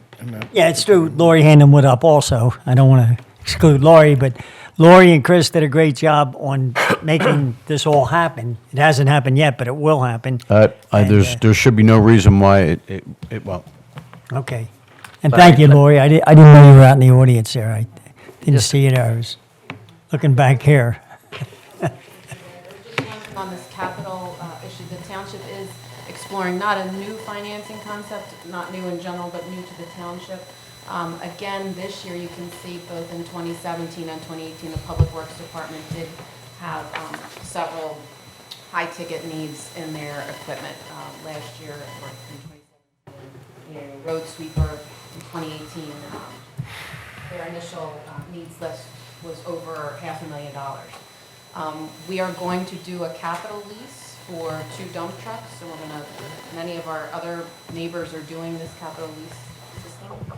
Sort of just like you've heard, it's not like leasing a car where there's a big payment at the end. You own it, it's just a payment over time, but you don't have to go through a bond issue. So I just don't want you to be thrown off when we present this to you, early in the year as a financing mechanism for, I believe we're going to try and do it on the dump trucks. Yes. Which will be almost $300,000. So the budget impact is, instead of parting with $300,000 in cash all at one fell swoop, or funding that through a tax increase, we're able to pay for those pieces of equipment over a finite period of time, which in this case is what we're proposing is 3 years. Again, you don't have the bond issue costs, and you don't have any of those ancillary costs that come with borrowing. But it is a capital lease, so it will be something that can be discussed when the time comes, but like I said, I just wanted to make sure you guys are aware of that. So do we have any capital plan beyond 2018? Do we look like 3 or 4 or 5 years out? We look a total of 4 years. 4 years out? The dump trucks were, I think, an unexpected Yes. necessity. So 4 years out. And so we know, example, at the stadium, we know kind of what we have to do there over the next 4 years. What Mr. Turnbull has given us as the Same thing at the crack, projects same that as the still crack. need to be done. Yeah. With all the department heads are asked to give capital needs and their wants for the next 4 years. But we still fund those through issuing bonds rather than tax revenue, right? Not directly tax revenue, Yeah, but you can argue that the principal and interest is funded through real estate tax revenue. But we don't, in all cases, pay cash for everything. Sometimes it's wise to do that. Sometimes it's better to use borrowed monies, especially if the asset has a long, useful life. And that's why we're going to try this with the dump trucks. The dump trucks are around 10 to 15 years, so paying over a 3-year period, might be an attractive alternative to parting with $300,000. Yeah. So would the stadium and would the rec center be self-sustaining if you back out the capital improvements that are required? I mean, do they? Not the pretty- crack. Not the crack? But the stadium has been operating fairly well. Without the capital, the depreciation, the funding depreciation. Yeah, we don't do it that way because Yeah. it's not a depreciable area. Right. It's another department, just like Park and Rec is a department. So we Right. don't depreciate that like we once did. And you might be remembering years ago, they Yeah. used to have that as an enterprise fund as costs. Yeah. And there would be depreciation. But on an operational basis, the stadium is its own. Okay. Looking down the road on these large vehicles, the ones that are lasting 15 and 20 years, is there any plan going to be set up for alternative fuels for these vehicles over time? Yeah, we've myself and Mr. Doherty have looked at natural gas and then propane, and the school district is actually doing that with their school buses now. Propane. So we're going to see what the success of that. But when you look at these vehicles, you also have to take a look at this. For example, a natural gas vehicle and a trash truck. One of the trash trucks we looked at, it was like $37,000 more than what the normal diesel trash truck. And so you have to look at the pros and cons on really how. Right now, diesel fuel is down substantially, and is the break even is that even though it's environmentally, it's better because you're not putting out that carbon out into Which is the the goal, air, but right. Yeah, that's the is the ultimate goal. But sometimes it actually is not cost effective. We did that, Amy and I and Mr. Mariani. We looked at electric vehicles for our meter enforcement personnel, and the cost for the electric vehicle would exceed. It wouldn't pay back for the amount of years it would actually last. It actually would cost us more, so we never went in that direction.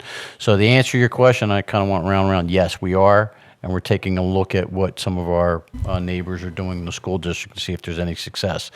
One of the good things that would set us back when I really was pushing for natural gas is we couldn't get a high pressure pumping natural gas down to our pumping yard. And we looked at possibly partnering with Marple and other towns to put it elsewhere because the cost for them to put a high-pressure natural gas line in our public yard, work yard, was close to $500,000 just to run it there. So that exceeded, and we tried to apply for some grants, and they just didn't come. There was a trickle feed program that we talked Yeah, about. but it wouldn't work for us because we never know, especially in an emergency situation when we need our trucks. We have a storm, trees go down, we can't worry about the trucks. We need to have them, that we need want the rapid, trucks, yeah. rapid fueling. So we're, with the propane, it's more attractive because we can actually have a portable propane, large propane tank, very much like what the school district is doing, and they can actually come and fill it up. We don't actually have a line to come in. So they can fill it up just like they're filling up our gas tanks.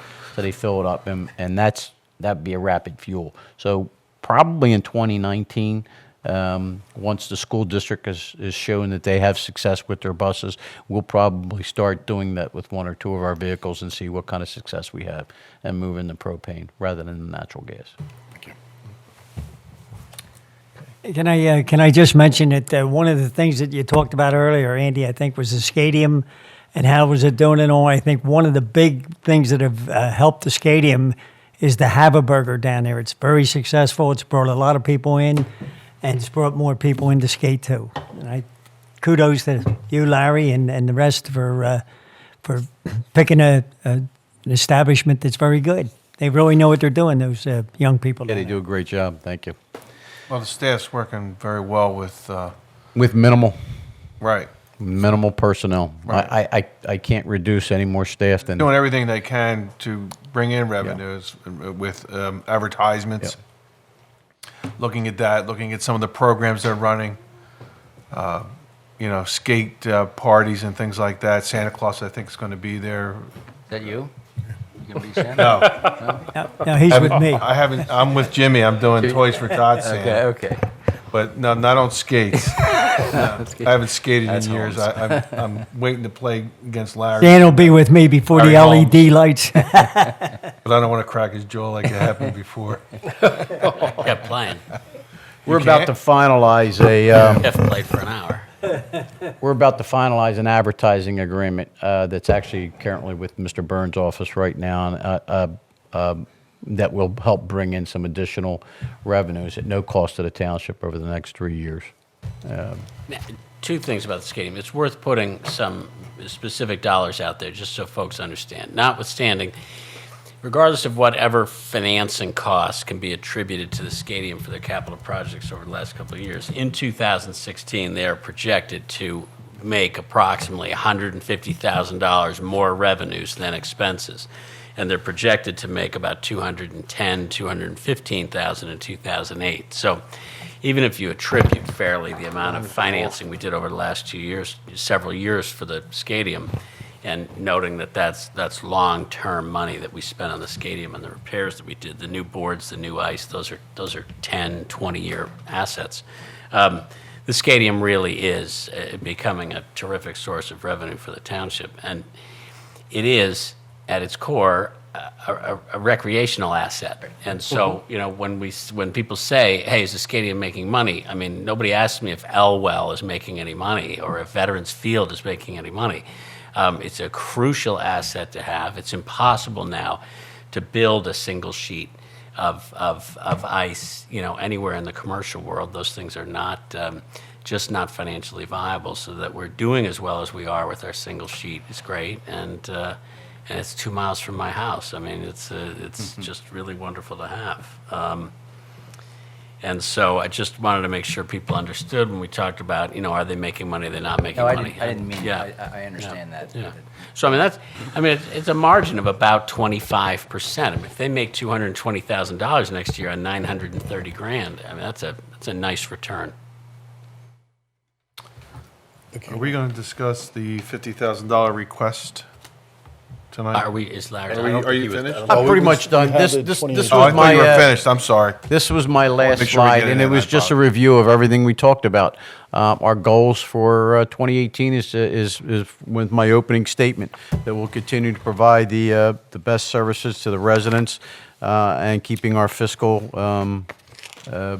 costs down and making Haverford Township a great place to raise our children and live. Mr. President. Mr. Holmes? Commissioner D'Amelio, before we Yes. got into a specific discussion of this budget, I brought up something earlier and was caught unawares when put on the spot about real estate taxes versus local enabling taxes, how we compared to other townships around us. So I channeled my inner Dan Siegel and just did a little research while Larry was going on about this. He emailed it to you, I'm sure. Considering that's nice. That's nice. You can actually come over here and This time say I that he didn't, no. actually didn't this No, time. not this time. So I looked at. I Not don't this know time. what we want I swear. to compare Every other time, but ourselves. not this time. Email us. I don't know to whom we want to compare ourselves, but Lower Merion, Radnor, Marple, and Springfield Delco are just four of the townships I looked at for purposes of comparing their real estate taxes, the relative positions of their real estate taxes versus their local enabling taxes. Radnor, not surprisingly, about $31 million of real estate taxes, $16 million of local enabling taxes, and the $16 million is approximately 25% of their entire budget. Radnor, this number shocked me. Total real estate taxes of approximately $12 million. Local enabling taxes, that's all the business taxes, of $14.5 million. So just can't even compare it. Marple Township, $8 million of real estate taxes, $3 million of enabling taxes on a total budget of only approximately $16 million. So that's 21% of their budget is the local taxes. Springfield in Delaware County, also, out of approximately $17 million budget, they have $3 million of $2.8 million of taxes, of local enabling taxes, and that puts them at about, I don't know if I got maybe 15 or 16% on that. But the local Are enabling doesn't. 8.5%. The local enabling doesn't include the commercial. That's just am I right? No, that's that includes- everything. Utility transfer, business privilege, mercantile, Yeah. it just wouldn't be real estate, property taxes. Yeah, I'm talking about, I was interested in the commercial Property taxes. property No, but I wanted to taxes versus- compare apples and apples here because some people broke it out and some people didn't. Yeah. Our total number of what everybody calls local enabling taxes the same thing. Either 511 taxes or enabling taxes. Some of them broke them out by category. We break out maybe four of them by category. But the bottom line is the comparison of the real estate property taxes versus those. Of those four, we are the lowest by far in terms of the relative portion of our local enabling taxes for our total budget. And That makes sense. who of those four we want to compare ourselves to, the lowest one is twice our number, and that's Springfield. So that's what I'm talking about when I'm talking about our continued reliance on real estate taxes from our residential areas is not consistent with our peers, and it's not going to be good for us as a township. Well, I'm sorry. Go ahead. I'll go after. Just if we're back on this topic, to jump in on that a little bit, I think, the issue is it's only been the last couple of years where this township has actually thrown real funds into sort of that type of business development. And, progress like that is going to take some time. I think the issue we're at now is we had a lot of vacancies before, and I don't know if we have as many vacancies. There's probably still some. But the issue is really, I look at it almost as we keep comparing like refinancing to refunding, and we talk about these things in the comparable to personal finance. In this, it's, our business districts are essentially underemployed. They're just not, we have the business districts that we have, and there's a significant amount of potential there, but we're just not, we haven't reached the point to where Lower Merion is on Lancaster Avenue or where Radnor is on Lancaster Avenue. We're still developing that into our main streets or our small towns, and we have to get to the point where we're providing businesses the opportunity to sort of reach that level so that the performance is at a higher level, so therefore the tax number is going to be at a higher level. And I think that's some of what we've been doing with in connection with the HPD. And it's sort of both what Commissioner Leva you were talking about, but also what you were talking about, Mr. Holmes, is sort of just that willingness to accept the businesses into those areas that, because all of our business districts abut property. And it's going to take a commitment from our residents. But hopefully what we've seen is that there has been development in Lanark, there has been development on Minot Road. Brookline has been doing great. We have development along Darby Road here. Part of what hopefully all of our residents have seen is that when there is this development and when there is this growth, it's going to benefit them. It's going to benefit their property values. And if there's a little bit of extra traffic, it's going to be outweighed by the benefits that they see. I'm sorry. I think that that's all part of what we've done over the last 10 years is to attract with our, you see places like the Brick and Brew, which would have never been in Haverford Township 10 years ago. Oh, no. Yeah, Mario. We have a more of an upscale, exactly. So it's coming. Little by little, we are I don't want to say this incorrectly, but the clientele is moving up. So we're seeing younger professionals moving in the township that can sustain businesses like the Brick and Brew. 10 years ago, this business couldn't be sustained on Darby Road. So we're starting to see some of that and getting involved in doing things like the HPD to attract. We have several people who want to move into this township where there is no open space for their businesses. Now, I know of very few places that have vacancies, and if anybody can point some of them out to me, that would be great. But I mean, we have people looking for spaces. Well, sorry. There's a multi-issue here that sometimes we ignore. And we're a very different place from where we were 10 years ago. And what I've always said and what we've done, I think, particularly recently, a good job in, is to make Haverford Township and Haverford Town a destination. When you think of places to go, you think of Ballackinwood, you think of Radnor, you think of the business district in Bryn Mawr. And we're getting there, but it's a slow process. There is a different type of business in some of those areas that attracts different types of customers. We've improved our restaurant base. Where we have abjectly failed is to work and look for the smaller businesses, the service businesses, the professional services businesses that fill the other buildings.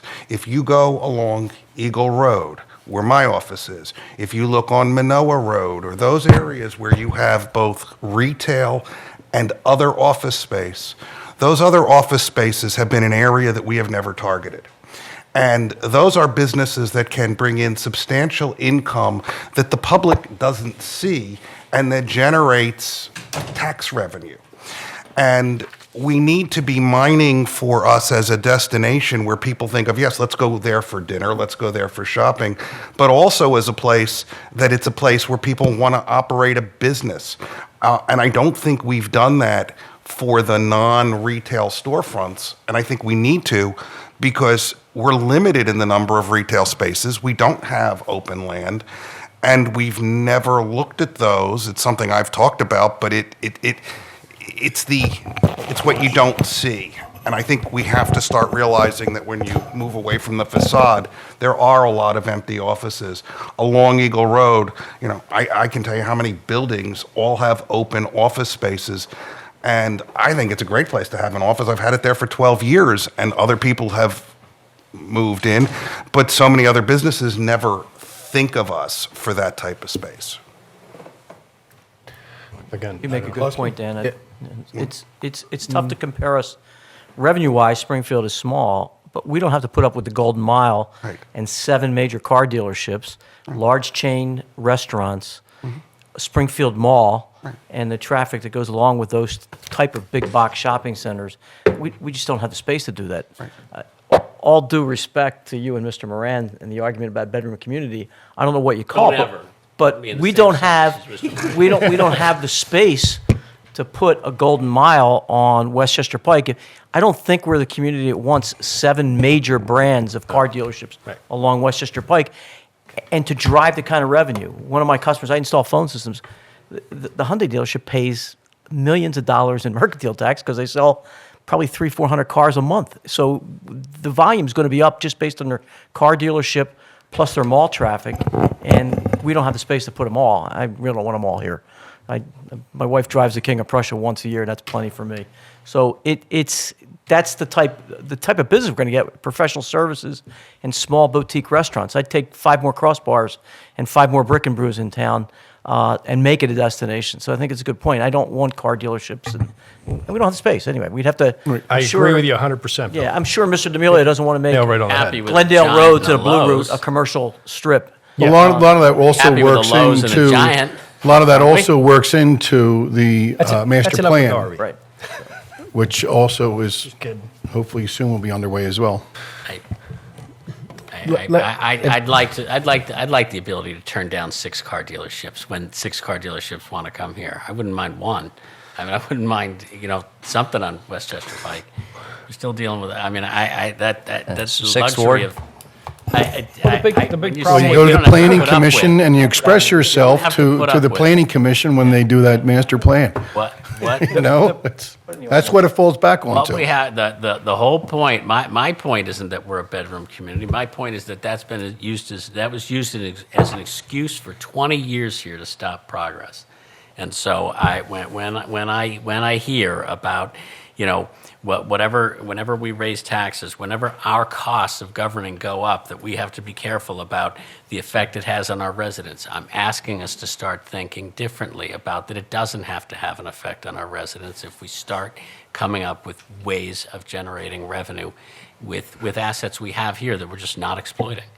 Dan's exactly right. About a medical building that's 3 stories high and has 2 or 3 practices in it not only produces the business taxes and the mercantile taxes associated with that business, but those people all work there all day, and they don't want to drive 22 miles to go get lunch somewhere else. They're going to go to the diner and the restaurant, and they're going to do their shopping, their impulse shopping somewhere, or go to our supermarkets or our drugstores on their way home. So I mean, that's so that when it comes time for us to have to borrow and do something significant in the town, it isn't funded 85% by our residents. It's funded by our business districts. I think that's the goal, but I think realistically that's going to be very, very difficult to achieve. And I think if you get to 80%, you'll be lucky over Well, 5 years. I I'm just just- telling you the reality, given The given rest given of we life don't have nails any my land. feet to the ground. They don't need to be nailed to the feet. I don't I'm need just, to nail my feet I to think the ground that's, in this I think your point is well taken, and Mm-hmm. I agree with it, but I'm saying the reality with limited vacancy and virtually no land to develop, it's going to be very difficult to I become just ask you to difficult. understand, Commissioner Lewis, Yeah. my visceral reaction when Yeah. I hear The some of only- the crap we used to hear 15 years ago about our bedroom community. That's all. But I The only appreciate that. land that we could have developed for retail, really open space, would have been where the Crec is now. Oh, no, we developed a quarry. No, I'm just saying, Quarry is really the last Piece. Yeah, it's the last piece. You want to put the Golden Mile there? We could put 12 of them over there. Again, I point out, But go to the that's planning not something commission this board wanted to and do. talk about the master plan. Right. That's what That's it's not there something this for. board wanted to do, nor and to should move we forward do. in that Nor should we direction. put a car dealership on Westchester Pike. That's absurd. When we just talked about traffic, the amount of traffic that goes through that area, we can't even get out of our neighborhoods. And we also need a You know, you business got to think about that, development Larry, because manager. what happens is, I'm sorry, let me finish. Chris, and then I'll- We do have a. The point I'm trying to make is, you have to look at these areas, and you want to bring businesses, and there's no doubt about it, but you also don't want to lose residents who say, I'm not going to put up with this traffic anymore, I can't get out, I can't do that, and they leave. That's always a possibility. The only real open space that we could have I disagree, placed, like a Lawrence Park shopping district would have been where the crack is. Well, That would have brought you a ton of revenue. let me just say this. It's going to solve, though, the 2018 budget. You want to move on to the budget? So, No, I no, understand that, and it's, But I think Mario and you've done a great job in working with HPD. yes, in bringing recognition to the township, like the restaurant night and things like that. Which Yeah, is a moonlight dining vast on the improvement boulevard. from where we were, maybe even 3 years ago. But again, the reason why that's happened is because. Right. is Because we're of the getting- commitment that we made. Exactly. And Why do we think we're and not the po- making a commitment? Well, no, the point is that we Nobody- I'm have not to. saying you we are have- not. I know. We The are. point is we have to keep making that commitment. Well, That's the we, point. We do, but we have to be prudent, and we have to. We also have And to. Go ahead. And I would just say and not to sound too much like Commissioner Holmes, but when we talk about things like traffic concerns and people moving out, I mean, those were the exact same fears and concerns expressed when the Y was developed. And the point is, we're going to have to buy into saying that if some property is I'm developed, not a big it's fan not of the gonna- Y being there, so don't. Okay. That's probably some of the reason why you have those empty buildings. But Who that the can Y get in the and Y out? the Y is certainly Actually, helping. completely wrong on that, and the Really? police How? has gentlemen, really, I think this investigated. conversation can go It might. forward, but You brought I it don't up. think we need to prolong this tonight, please. I- Can we please move forward Ask- on this Yeah, at budget? a separate meeting, Please. ask Mr. Gentili and the police department to show you the drone study where they studied the traffic and proved definitively Okay, that the so now- YMCA is not the problem. And you're going to have to counter that, and then we're going to go back and forth I won't again. counter it. So please, I'll gentlemen, respect that. let's please move forward no on this. problem. I appreciate your comments. No problem. And does anybody want to bring up then, earlier tonight, we talked about the Historical Society. Yeah. Yeah, I Wanna mentioned discuss that. I mean, go ahead. You want? No, you can, go ahead. No. I mean, I think if there are real issues, and it sounds like there are, then we need to. I mean, were you aware of this, Larry? I mean, are we looking into maybe helping in this year? Are they in my budget for this year? No. Absolutely not, no. What would be the But increase? I could mention that we Let's- had the sale of that property, and there's over $200,000 in a reserved account for those type of, We'll have some reserve. We can allocate some of that You money. can allocate, right? Or Yeah. no? you can allocate all that money. And with 5 It's up votes. to this board. No, it's theirs. I thought it was For already. their benefit. It's in a reserved account specifically Amy? for Amy. making emergency But repairs and is the ma- increase? capital But- improvements, not Adding not $50,000 day-to-day to the budget. operational repairs, but capital major improvements to the federal school, Niter Hall, and 2.6? Orange Gap. I would like If to I make may, a motion if that I we may- allocate $100,000 for repairs to Niter Hall, the federal school, and whatever they need, and then they can give us whatever they have back to put back in that fund. If I have a second in it. I'll second it. We actually have a motion on the board There's a right motion now. on the floor. You can't- Second by already- Steve. I second it. But there's there's already a already- motion we're on the still in the floor. budget We're motion. discussing the Yeah, budget. we have to do the one. You can't first. have a motion inside of a Item motion. number, Vote would be- item number 4 is, or item number 3 is still on the board. If I may. We're still talking about the budget. Mr. President? Could I, May I? can I make a? All right, now we have everybody, let me start down this side. I would just like to, when we talked about the stadium, Mr. Gentili said that there's, capital improvements there are going to be security system, cameras, and fire systems. I think it's prudent, like we do at the roads. I mean, if we're going to look at that kind of stuff, and we have other buildings that we own, Niter Hall, and that need security cameras and that type of system, that we kind of build them in to a project there, because we're going to get economies of scale by doing those type of projects together with those equipment. I mean, if we're going to do a security system and camera system at the stadium, which is a pretty large-scale one, for a small building like that, to throw in probably 3 or 4 more cameras, we'd probably get bang for our buck that way. So I'm just throwing out that suggestion that if we're going to do one roof, let's do 2 or 3 at a time. Let's look at it prudent under a contract. If we got an opportunity to really shave the money, then let's take advantage of that. That's just a suggestion. Mr. President? Mr. Siegel. But I think what the Historic Society is talking about raises a bigger question. When you look at the budget this year, for example, we budget this year for the Grange, or this year in 2017, we've budgeted $17,000. We budget $1,800 for Nider Hall, $1,800 for the federal school. These are also resources that are historical, and we don't seem to give them the same equal respect as we do the Grange. And I think it's a long-term issue that they need to be considered in the same type of discussion as the other historical properties. And we haven't done that budget-wise, and I think that's part of the problem. They have ongoing issues. Some of us, they invited us down there, and many of us were there this year to see the problems. When you look at the issues that they've talked about here, if you go to the property and you see that, for example, the federal school, which brings in, students every year, thousands of students go there for programs, yet it's not handicapped accessible. Well, that could jeopardize the program. We could also find, that we're, as the owner of those properties, because we own those properties, subject to complaints. We have begun to look at this township in a planning mode that we have never done, but over the last 8 or 10 years, this board has. We've done it with our major properties. We're doing it, if you look in this budget and in the capital budget, with parks. I think we need to take that same approach to all of the historic properties, because rather than have the Historic Society come to us and say, look at what we suddenly need, these weren't sudden problems. And if we prepare and budget, because these could easily fit in a capital program. If we do that, then we're planning ahead. We're not dealing with these on sort of an ad hoc basis at a budget meeting, which I don't think is the best place. And part of it may be that, our committee structure, we have a Grange committee, but we don't have an historic resources committee. So it appears that they're sort of the poor stepchild, yet we have these major historic properties. We have the Grange, we have Nider Hall, we have the federal school. We Lawrence should Cabin. be treating, Lawrence Cabin.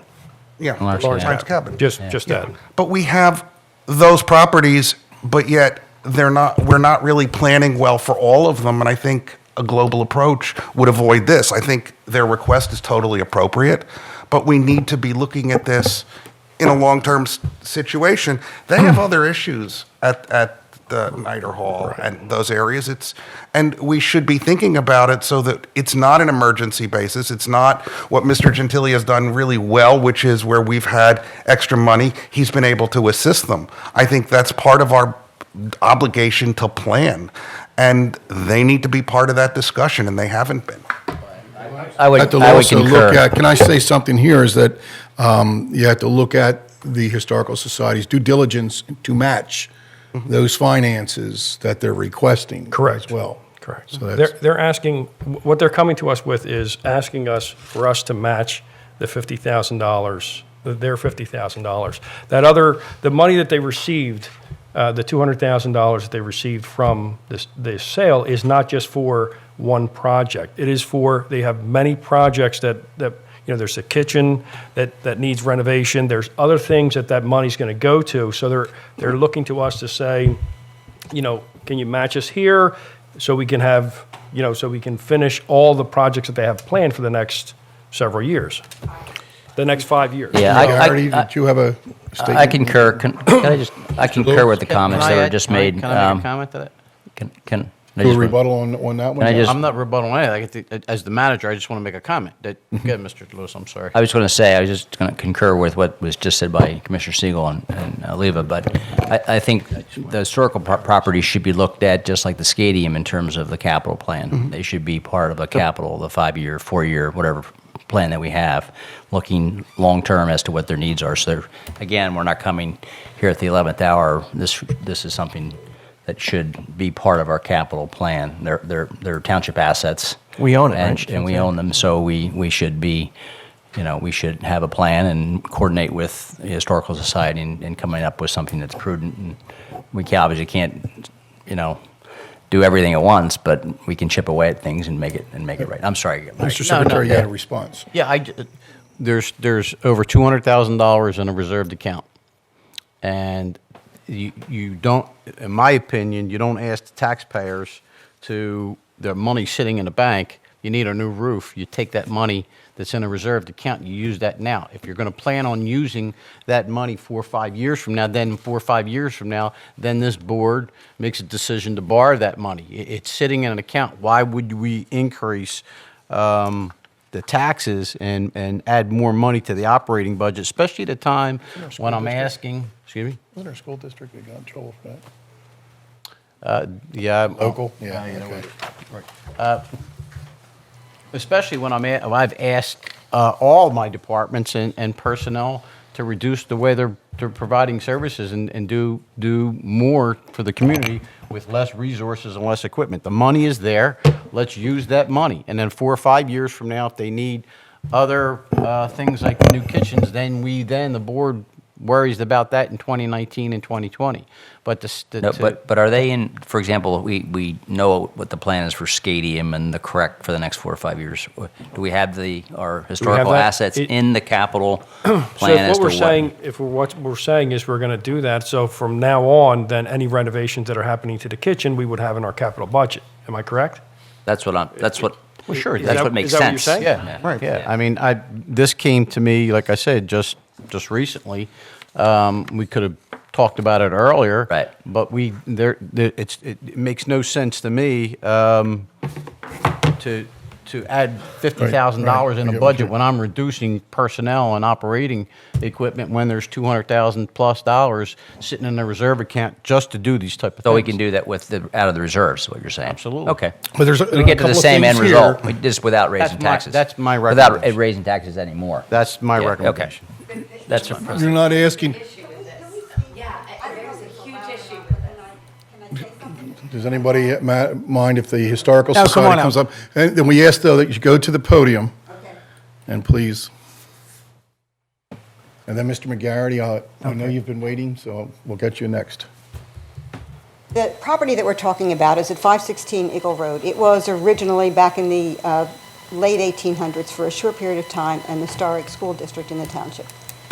The person who owned it most recently, Wesley Short, when he wrote his will, the will states that that particular house was going to be left to Haverford Township for the use of the Historical Society.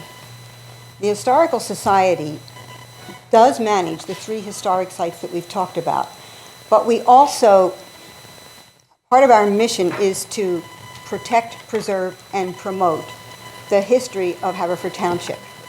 So as part of that mission, we're involved with all of the furnishings, all of the contents in those 3 buildings. Right.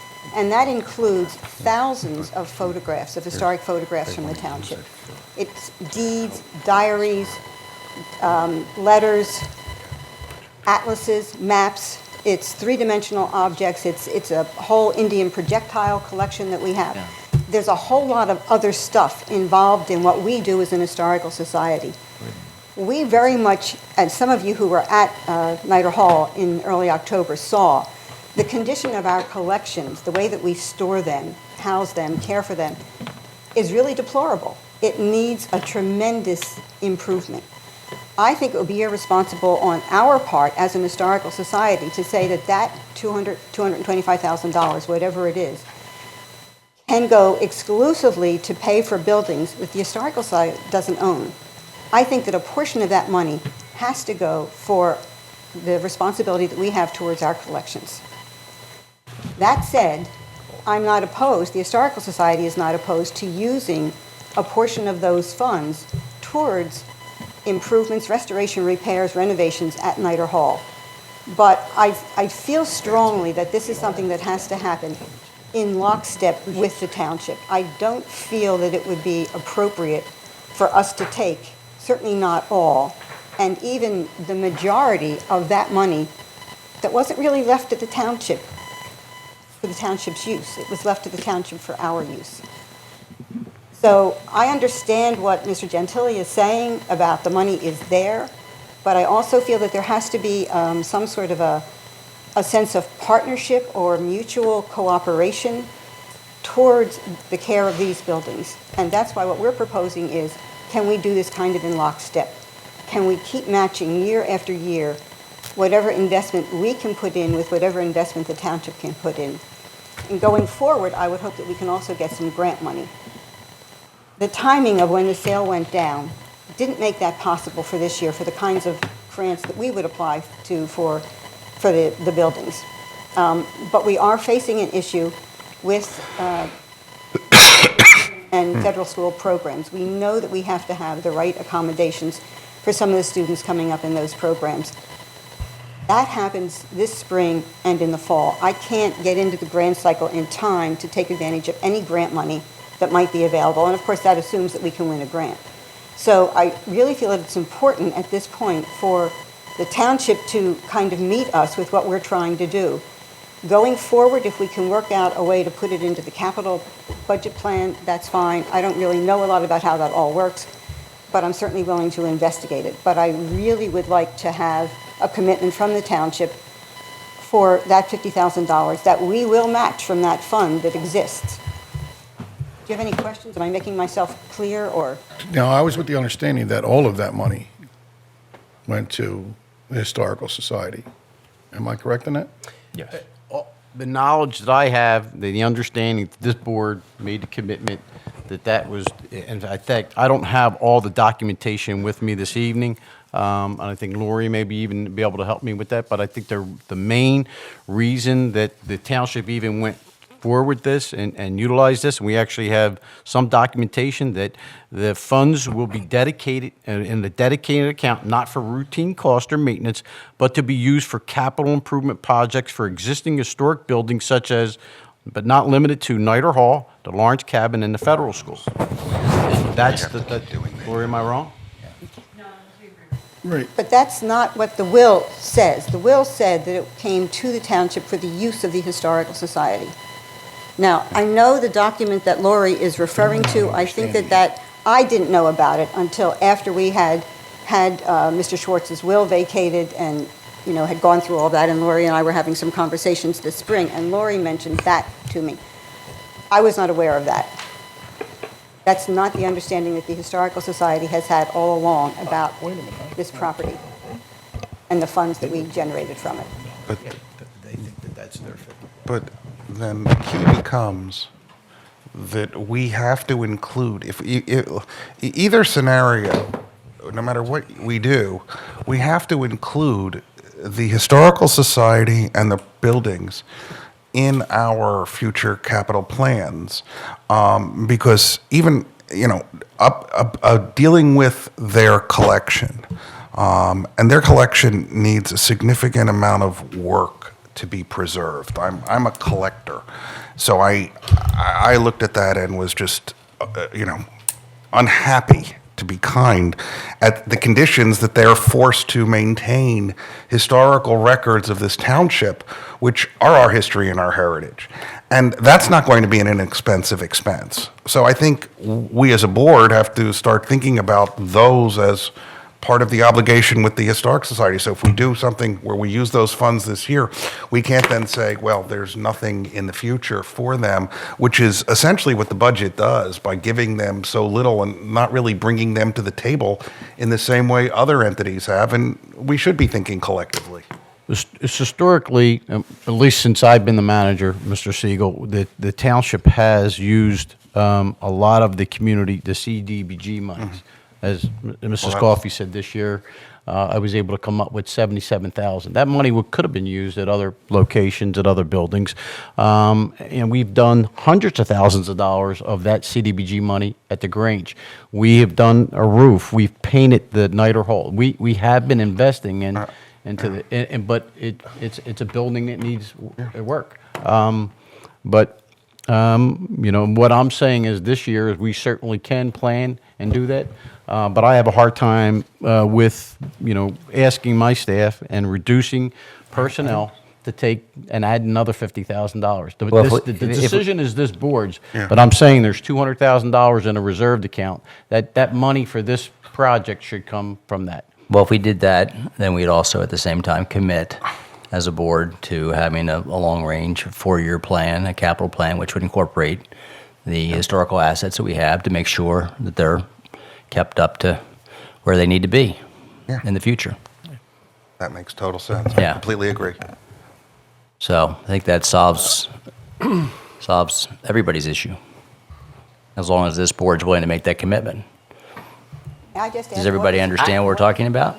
part of the capital plan? What's that? What does it mean to be part of the capital plan? That means that we would support, we would come up with a plan like we do at the stadium, identifying the needs of the stadium for the next 5 years. We're going to do this in year one, we're going to do this in year two, and year three, we're going to do this, and that's going to be part of the taxpayers' expense. Those the things capital- are purely aspirational. We can't bind ourselves to anything other than next year's budget. No, I know that. I know that, but we have to have we got to think long term, and that's what we I have know a we 5 do. year. I- We have I a think- 5 year plan for the stadium, so why shouldn't we have a 4-year plan? I think between now and the second budget, there seems to be a disconnect between the township's understanding and the historical commission's understanding of society. of who owns that money. I think that's, I mean, and then therefore who can direct it. Now, I believe, and I'll ask the historic commission to Society. stop the historical society. I'm sorry, no, it's not the Different- commission. Very different.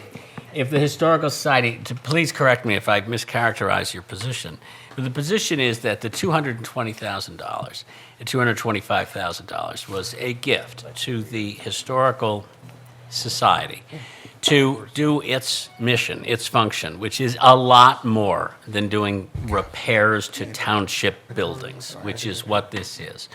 And if you had your way, all of the repairs and everything would be done by the township on these buildings, and the 225, if you had your wish, the 225,000 would be for your core functions, and the township would be taking care of these buildings. You're coming to us with more of a deal idea that you'd spend 50,000 of these dollars on this on these repairs to these buildings, if the township would put up its own 50. Now that's the kind of thing that the township can do in 2018 because we do things 1 year at a time. We can talk as a board about recognizing our need as a board to accept our responsibility to maintain these properties that we own and the Historical Society manages for us, and frankly manages for us for free and does everything they can for us. So, again, there's a reason we have a preliminary budget and a final budget, and the people in the public who watch tonight's meeting, there's going to be comments from other people. We're going to hear from constituents about other issues. I would like us to come to a landing, and I think it only requires the township solicitor to tell us whether the society is correct that the money was all divided, that the money is theirs to do with, and they're offering us 50,000 of it to share the cost of these particular repairs, and asking us more generally to consider them in the future as a larger line item for us in recognizing our responsibility for those buildings. And I would suggest that with regard to this $50,000 request, that it be one of the things we consider as an amendment between the preliminary and the final budget. We don't know if we're going to get any other requests from any other entities. The preliminary budget gets passed tonight. It gets published. People watch that on TV. They watch these comments on TV. We might hear of other things in the intervening time.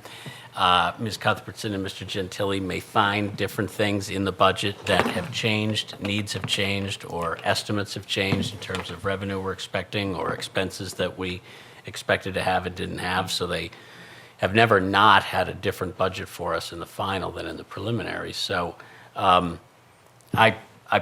my personal view of our commitment to these buildings is that this is real estate we own. And the one place where we don't have tort immunity is in the maintenance of real estate. We are protected from a lot of liability in the world, except when we invite people into real estate that we have. So in those circumstances, anybody gets hurt, a collection gets destroyed, something goes wrong because we haven't maintained something or we've been negligent, we'd face bigger issues than we normally face in the execution of our duties as a government. So I will support between the first and, for the final budget, an amendment that includes a township commitment to partnering with them on this first set of repairs.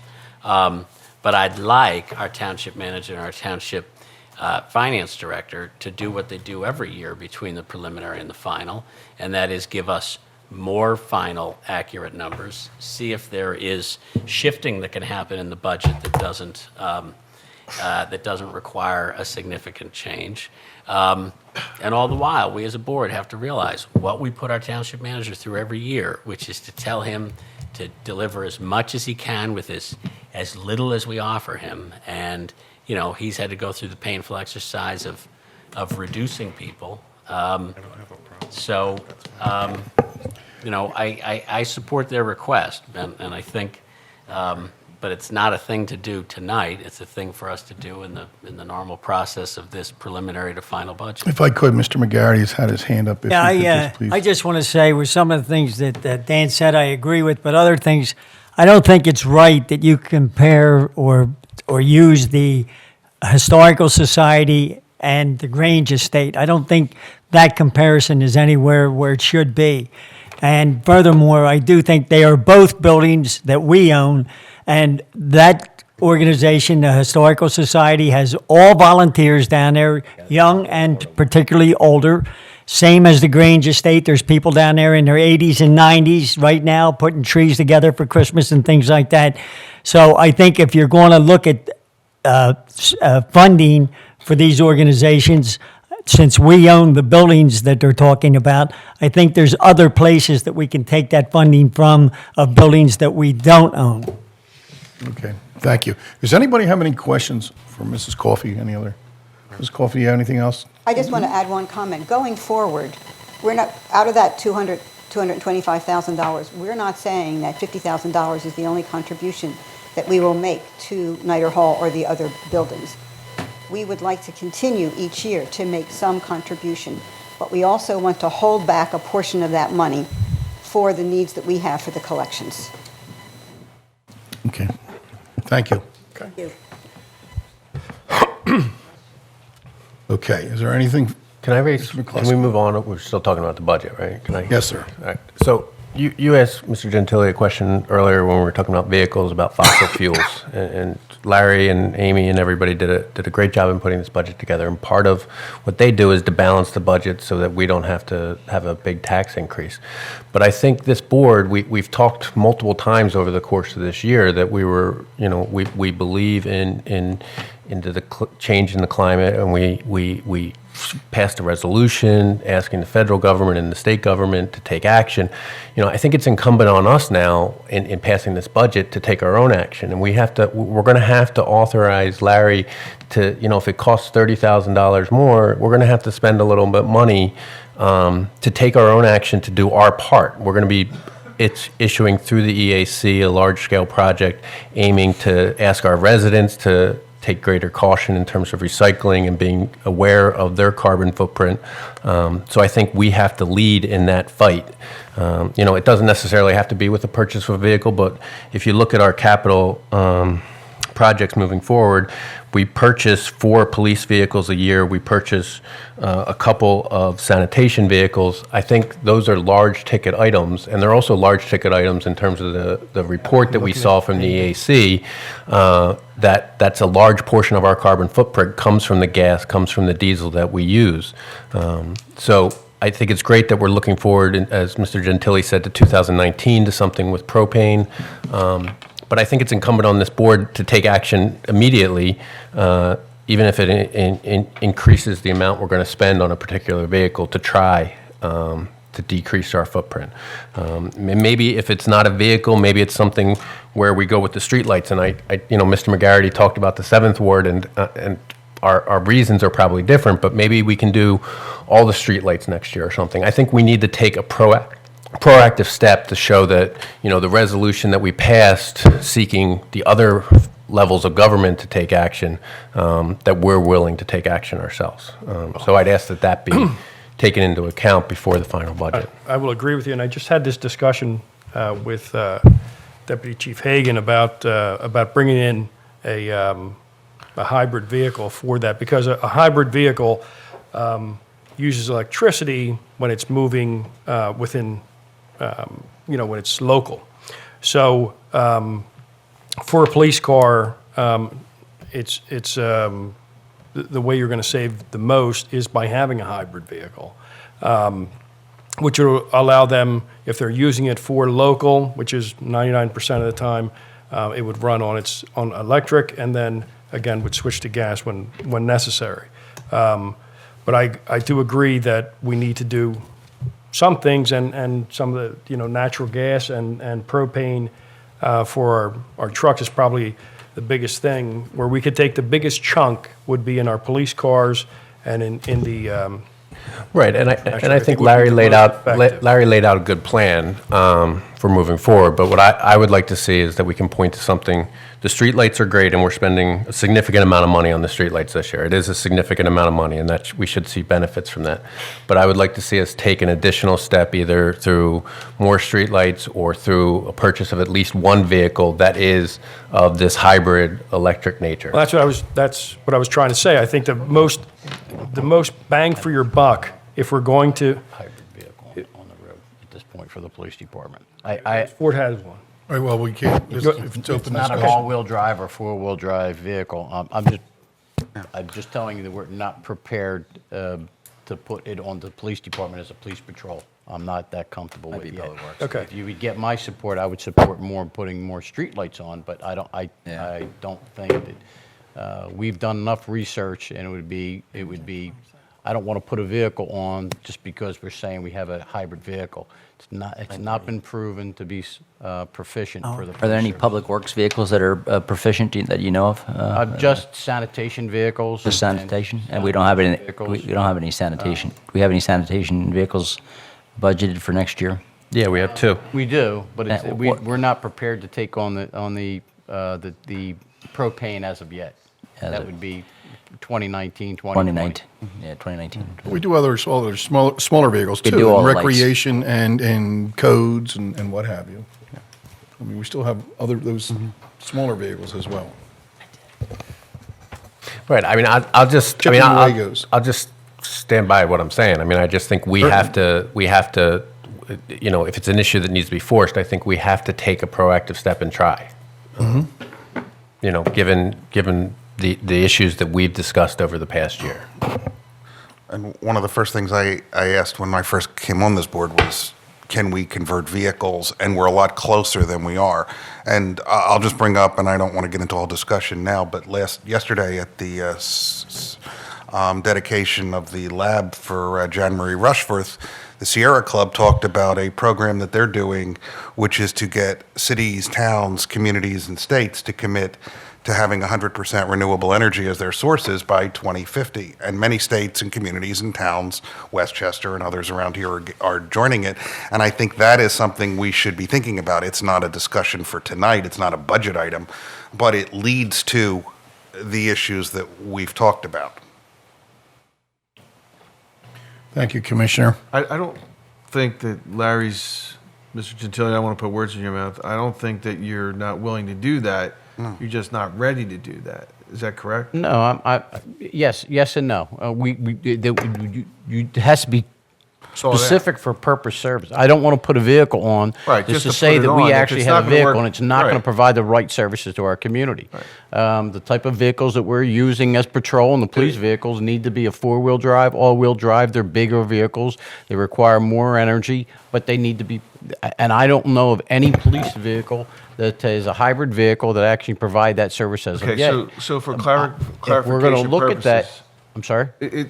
I don't think we need to go on about the police. I believe you. There's nothing there right now. But in 2019, what was it that you were prepared to? Well, move forward? 2019, we're looking at moving into purchasing our public works vehicles and using diesel. We wanted to wait to see if there was true financial success and what is there any operational Diesel or difficulties propane? in utilizing propane. Propane, And yeah. that's where the Well, but those are- majority of our fuel is going to be coming from is in the public works vehicles. That's two different things. And respectfully, Larry, your job is to make sure it's financially feasible. What I'm saying is that we as a board have to take that on and say, if it's not financially perfect, we're going to have to eat that, and we're going to have to try to push this forward. So if it's an issue of the patrol and vehicle, operational as well. well, right. Mr. So if it's an McCluskey. issue if it's an issue of operational not working, which we said for the patrol vehicles, that's fine. But we also have, by my count, 4 other sanitation vehicles. 5. We have a sanitation truck. Under highways, we have. These are dump Ford. trucks, mostly dump trucks in Public Works. So of the 8 vehicles we're purchasing, none of them can be, we're saying none of them are possible? I don't know that we can actually put a pickup truck with a plow as an electric vehicle. I don't have that experience, and that's what you would be asking for our Public Works Department, is instead of getting a Ford F-250 with a plow, that it would be a hybrid vehicle. We would never be able to provide the services with that. How about Now, propane? there's vehicles Yeah, that no, we propane, have. you could. There's Propane. vehicles that we have in our fleet that we certainly could do that. We can certainly buy a vehicle, a hybrid vehicle, and put our meter enforcement personnel in there, rather than using an old retired police car. We could certainly I'm do not that. saying, again, the hybrid vehicle is neither here nor there. The propane vehicle or natural gas vehicle is, you can put that in a 250. You can convert an F-250 or 2500. But alternative Mr. fuel, Leva, that's what what you- comes with that is then having the propane tanks to fill that. So Correct. you don't want to go out and buy one vehicle and then the cost of bringing a whole big propane system. No supplier is going to do that. We need to be prepared to do a whole fleet. And that's where proper planning with our Public Works departments and as a combined with the police department for non-patrol type vehicles, that's where the planning comes from. Well, But can this- we do the street lights then? Can we increase the You street can lights? certainly increase it. You can do anything that the board wants. And move forward with planning, I'm a little right. concerned that we're creating a perception that the township hasn't done some phenomenal changes. You're right. No, we the last have. 3 years. We have. But We have, Larry, and we totally have. But we've had 5 meetings this year where we're all talking about it, and I just think we need to take a leadership role. That's all. And not that we're not. And I'm not. more than $400,000? Yes. Okay. Now, tonight, because everybody keeps bouncing back and forth here on these lights, we do have Macro Energy and Constellation Energy here this evening. We have Mr. Herschenreiter, pronounced correctly, and Mr. Restaino. Does anybody have any questions? Any questions or anything that you'd like to? What would it They are cost, here what would this it, what evening. what would it cost to add, what would be the cost to add, the Can you come up to the microphone? 100 lights to go? How much is that, how much would that cost? That would be approximately, They're not going to hear them at home. so- Okay, I'm so sorry. it just- Wait to get up. just looking at it on a unit basis, if you added another 800 lights, if we're looking at 1,619 right now, representing somewhere around $400,000 worth of product and an almost equal amount of labor to install, you'd be looking at, what would that be, about $400,000 additional dollars to add the remaining 800. That said, there's issues in Ward 9 from our surveys in terms of structural integrity on the poles, which is why we've ignored that historically right now. There are several poles there that would need to be upgraded at the same time that we were doing the street lighting, and it would make it potentially cost prohibitive, but that's something that certainly we would leave to you to decide. How about the 7th ward? 7th Ward, I don't have it off the top of my head how many fixtures are actually there. Do the 9th first, and then we'll work. How about the 6th? So- I mean, if we're going to add lights, I mean, what is the order you're currently planning on doing them in? This, We were doing Ward 1, 2, 5, 8, and 3. 3, yes, correct. But already done is 4 and 3, And part of 1. and part of 1. Yes. Okay. And it's relatively Talking done. about the poor stepchild earlier, Dan? And Steve, want to tell them how quickly that it doesn't take months and months and months to have that done. No, correct. The actual installation for the 1,619 is probably no more than 30 days of actual on-site time. And that's not, that's 4 weeks. When will you start that? It'll be started, so we'll have about 6 weeks worth of lead time. The fact that it's holidays, we have week-long shutdowns at most of our facilities. So if you're moving forward in December, we would have probably most of December lost just to shutdown time and order placement and mobilization and things.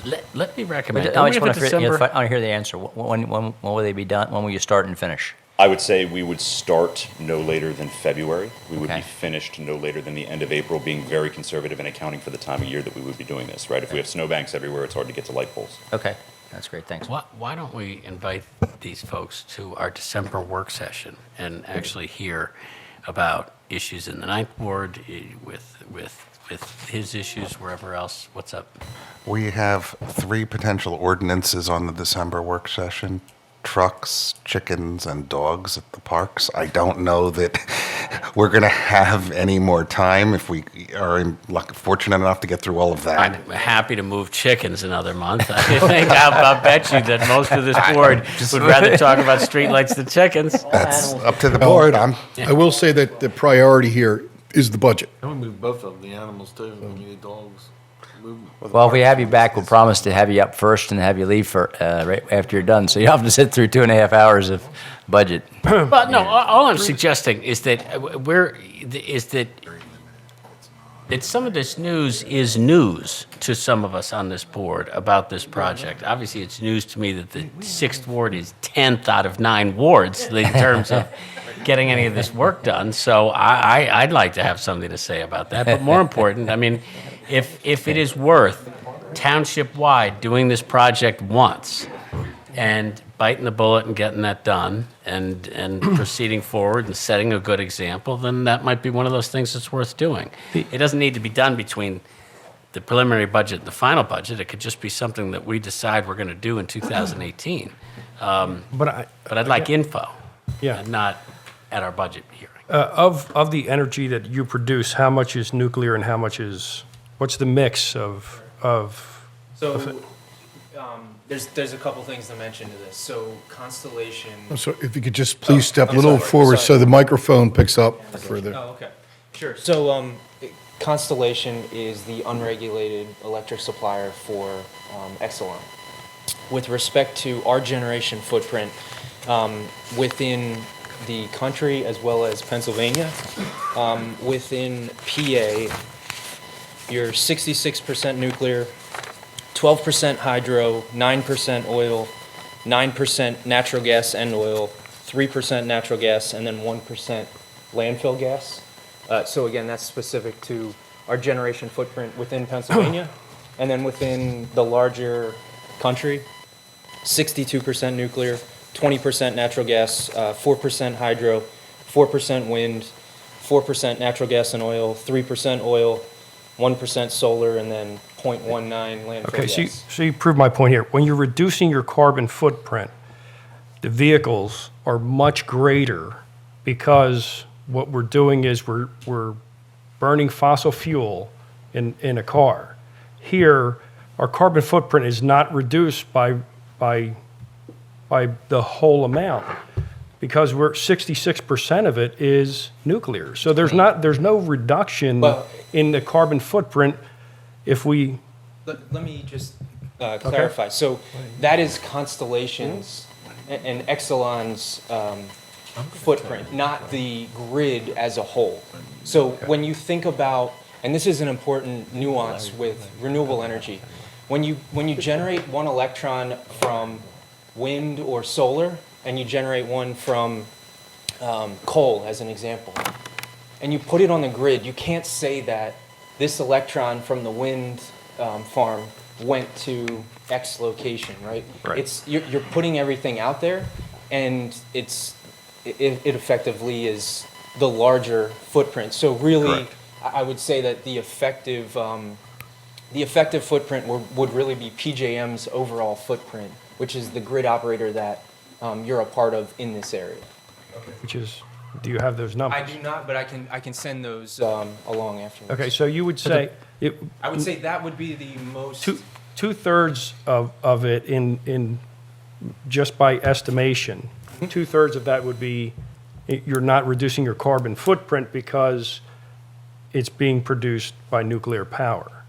Or other clean. There's no that is carbon carbon output. That is carbon-free. Right. Yeah. It's carbon-free, It's so you're clean-free. not reducing your carbon footprint. But if it's remember, carbon-free. we're doing these lights because these lights consume significantly less energy than the ones they're Correct, replacing. but the So we're- idea of spending money I'm saying that I'm not saying we shouldn't do the lights. I agree we should do the lights. I'm saying we're getting more bang for our buck if we reduce the amount of fuel we're using in a trash truck or in a police car or in any of our vehicles. We're getting more bang for our buck because that's using 100%. We're reducing our carbon footprint 100%. When we say, well, we're reducing our carbon footprint with lights, not really. 66% of that is carbon free, or more than that. There's somewhere around 72% is carbon free. But we're also, first of all, we are reducing. I assume the energy usage is at least 50% reduction?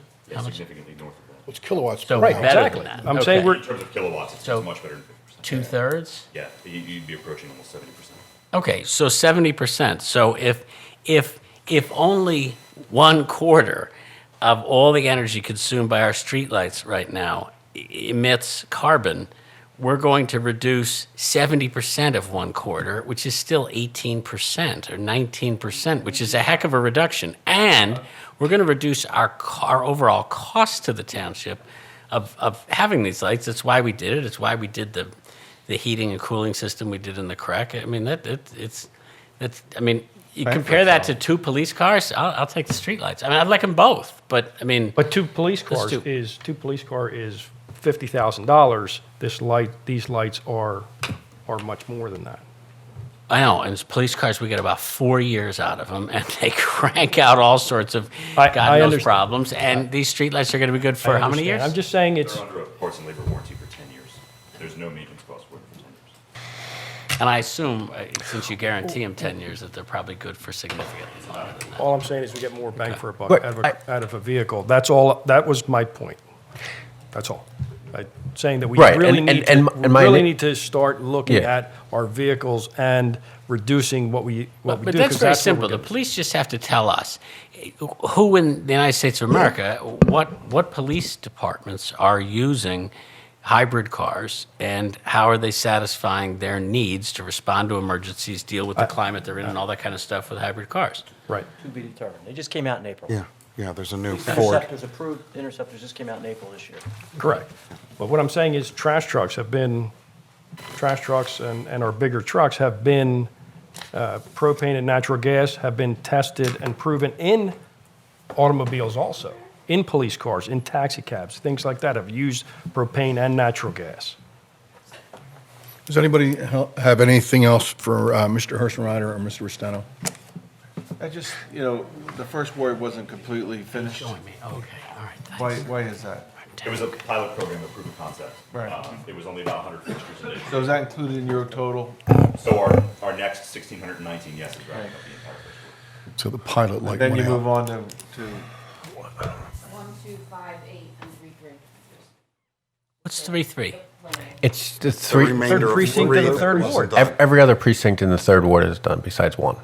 That's all. So it's just a fourth of the ward. Just one unrelated question to the budget, though. What's the light itself? Is it softer and brighter? What's the? Yes, so we picked a warmer color temperature. If you walk out and what you see out there is called 3,000 Kelvin color. It's a very, very warm light. Much more soothing, less glare, and an easier and better uniformity. Less glare, and it gives as much better. brightness as bright. It's very bright. It's brighter. It's actually bright. lumens, but the key Drive piece anywhere is in my not the ward, lumens you'll see necessarily, the it's the difference. uniformity, And you it's the like it better. distribution. It's a more even light across the Good. ways.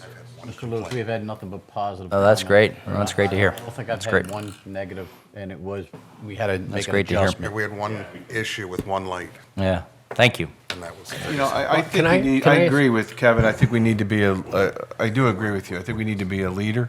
We need to move forward with that, but we need to Thank you, also gentlemen. Thank you very much. let Larry investigate some of these things and look at how we can move forward with that.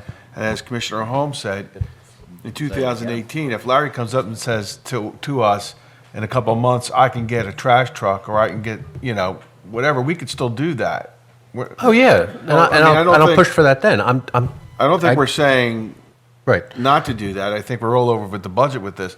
We have a budget, we're gonna go through with it. I think we're all in agreement that, you know what, let him do his due diligence, let him come to us and say, I can get this truck, or as Commissioner Wexler said, a police interceptor.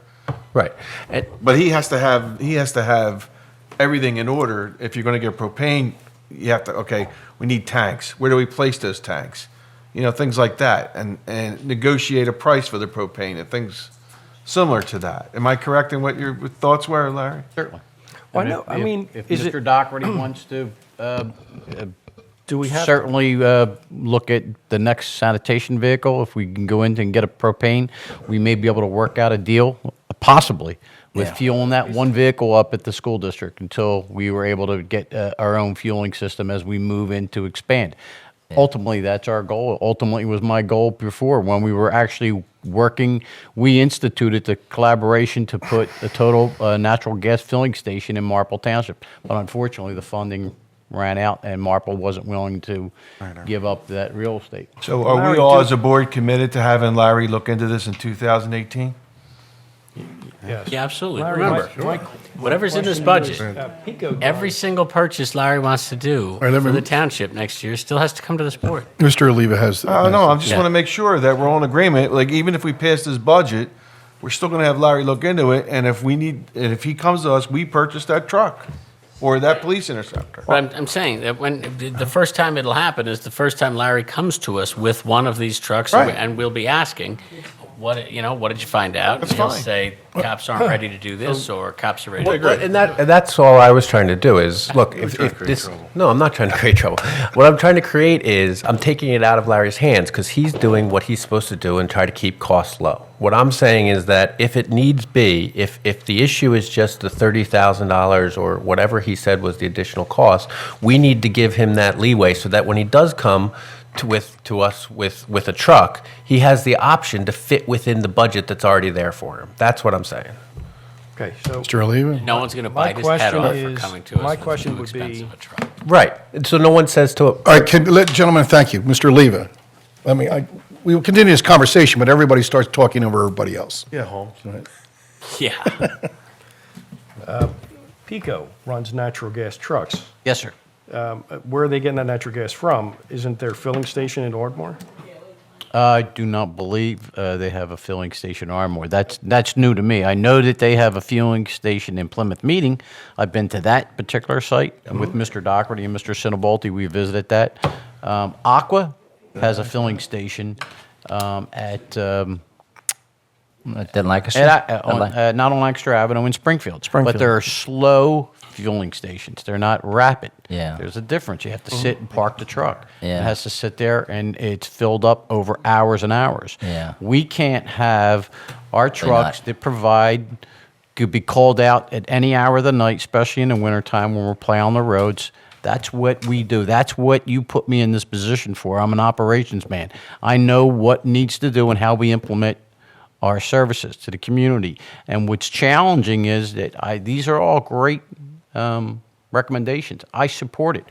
In fact, I instituted all of the LED streetlights on Brookline Boulevard. I took all those initiatives with recommendations of members of this board, but you also have to take my lead when I'm telling you that vehicle is a waste of township resources, and it's not going to work under these conditions, not at this particular time. That's what you put me there for, to give you not all their yes answers, but tell you it's not going to work. I'm telling you, in the police, we're not prepared. If we put a police intercept out on the road that's a hybrid, it's going to fail. Right now, we'll tell you it will fail in Haverford Township. It won't work. Will those propane trucks work in our Public Works Department? Absolutely. Are we in a position to get fuel for them right now? Propane, yes, possibly with the school district, but not with natural gas. There's no rapid fueling natural gas stations available that I can have a truck and go there and fill up natural gas immediately. I agree. I think what we're saying is do what you need to do to look at that and then come to the board and say, this is what I found, this is what I recommend. You're the expert. You know better than any of us on this board. So feel free to, if you find a public works truck that's going to cost us some money, it's up to this board to decide, yeah, we're going to buy a $100,000 truck. I've never not come to this board and asked this board to invest in the equipment. We have the best equipment that money can buy, and the best equipment, and that's why our staff, from the police department down to Public Works, to Park and Recs, provide the services they do, because I give them the tools and the equipment to do the job. True. No doubt. They don't like it. Okay. Can I raise one? Come on, Louis. It's related to the budget. Well, you know what? It may I be mean, related to the budget. Really, it's very important. Yeah. So, yes. Just 30 seconds. So, Larry, this may not be a budget issue. It just might be something that Public Works can take on over the next couple of years. But our signage throughout the township needs to be updated. The signs are a lot of the signs are crooked. Some of the street signs don't have the full name of the street on. The labels have come off. Some are actually, have covered with mildew and dirt and so forth. So I'm just wondering if we can, and some I'm not sure, some of the signage might be out of date and not consistent with our ordinances. So I'm just wondering over the next couple of years whether we can chip away at getting signs straight, replacing signs that need to be replaced, improving our street signage so it's, as I know on By my the year street. 2025, we have to have every street sign in the township replaced with The posts. the post and breakaway posts with bigger lettering where it says the street Yeah. name and so on and Well, so for now, forth. I'd be satisfied with just trying to get them straight and I agree cleaned with up. you. And I know it's a pain in the neck and a lot job, of but times we chip away at We'll it. go ahead and tell our street our sign department. The sign department actually is two-man crew. They also do all the lettering in the streets and so on and so forth.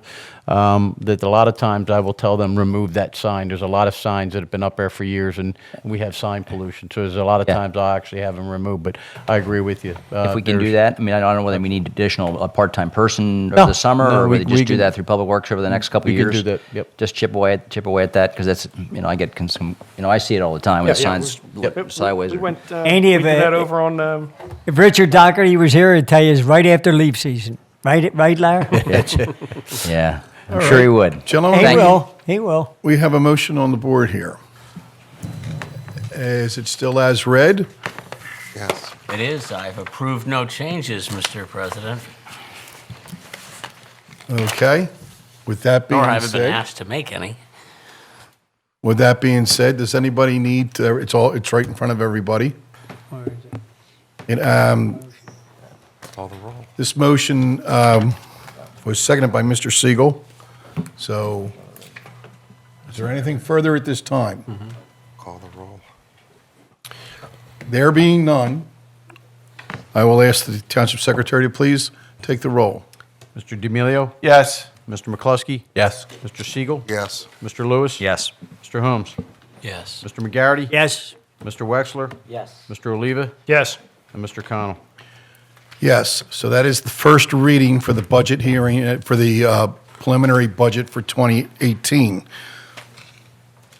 The next reading on this will be December 11th, and it could significantly change, or it could not. So everybody, please stay posted. Now we have item number 5.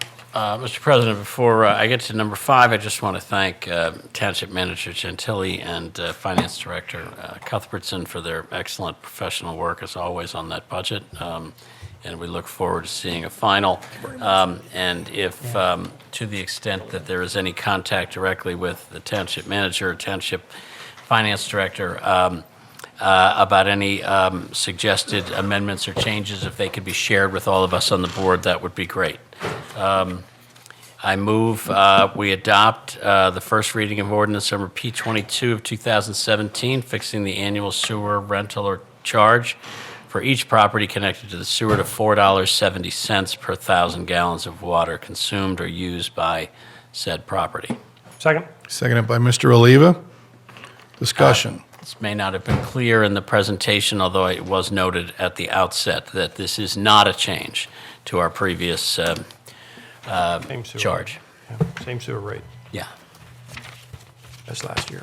Call the roll. There being nothing further, please take the roll on the first reading. Mr. President. Mr. D'Amelio? Yes. Mr. McCluskey? Yes. Mr. Siegel? Yes. Mr. Lewis? Yes. Mr. Holmes? Yes. Mr. McGarity? Yes. Mr. Wexler? Yes. Mr. Oliva? Yes. Mr. Connell? Yes.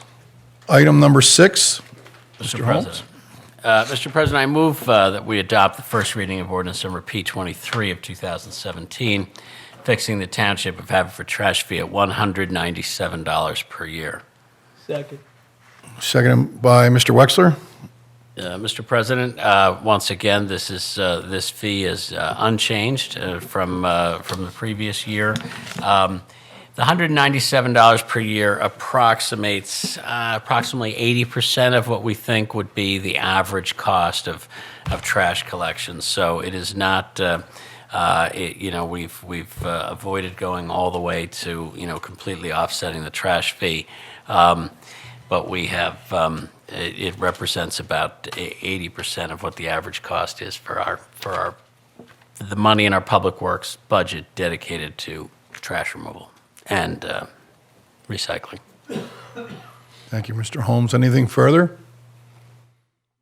There being none, please take the roll. Mr. D'Amelio? Yes. Mr. McCluskey? Yes. Mr. Siegel? Yes. Mr. Lewis? Yes. Mr. Holmes? Yes. Mr. McGarity? Yes. Mr. Wexler? Yes. Mr. Oliva? Yes. And Mr. Connell? Yes. On behalf of the board, to the staff, thank you very, very much for putting this together once again. And I want to thank those who came forward for this hearing tonight. There is nothing further on the agenda, and I will take a motion for adjournment. So moved. Thank you very much. This board will reconvene on December 4th, Monday, for a work session.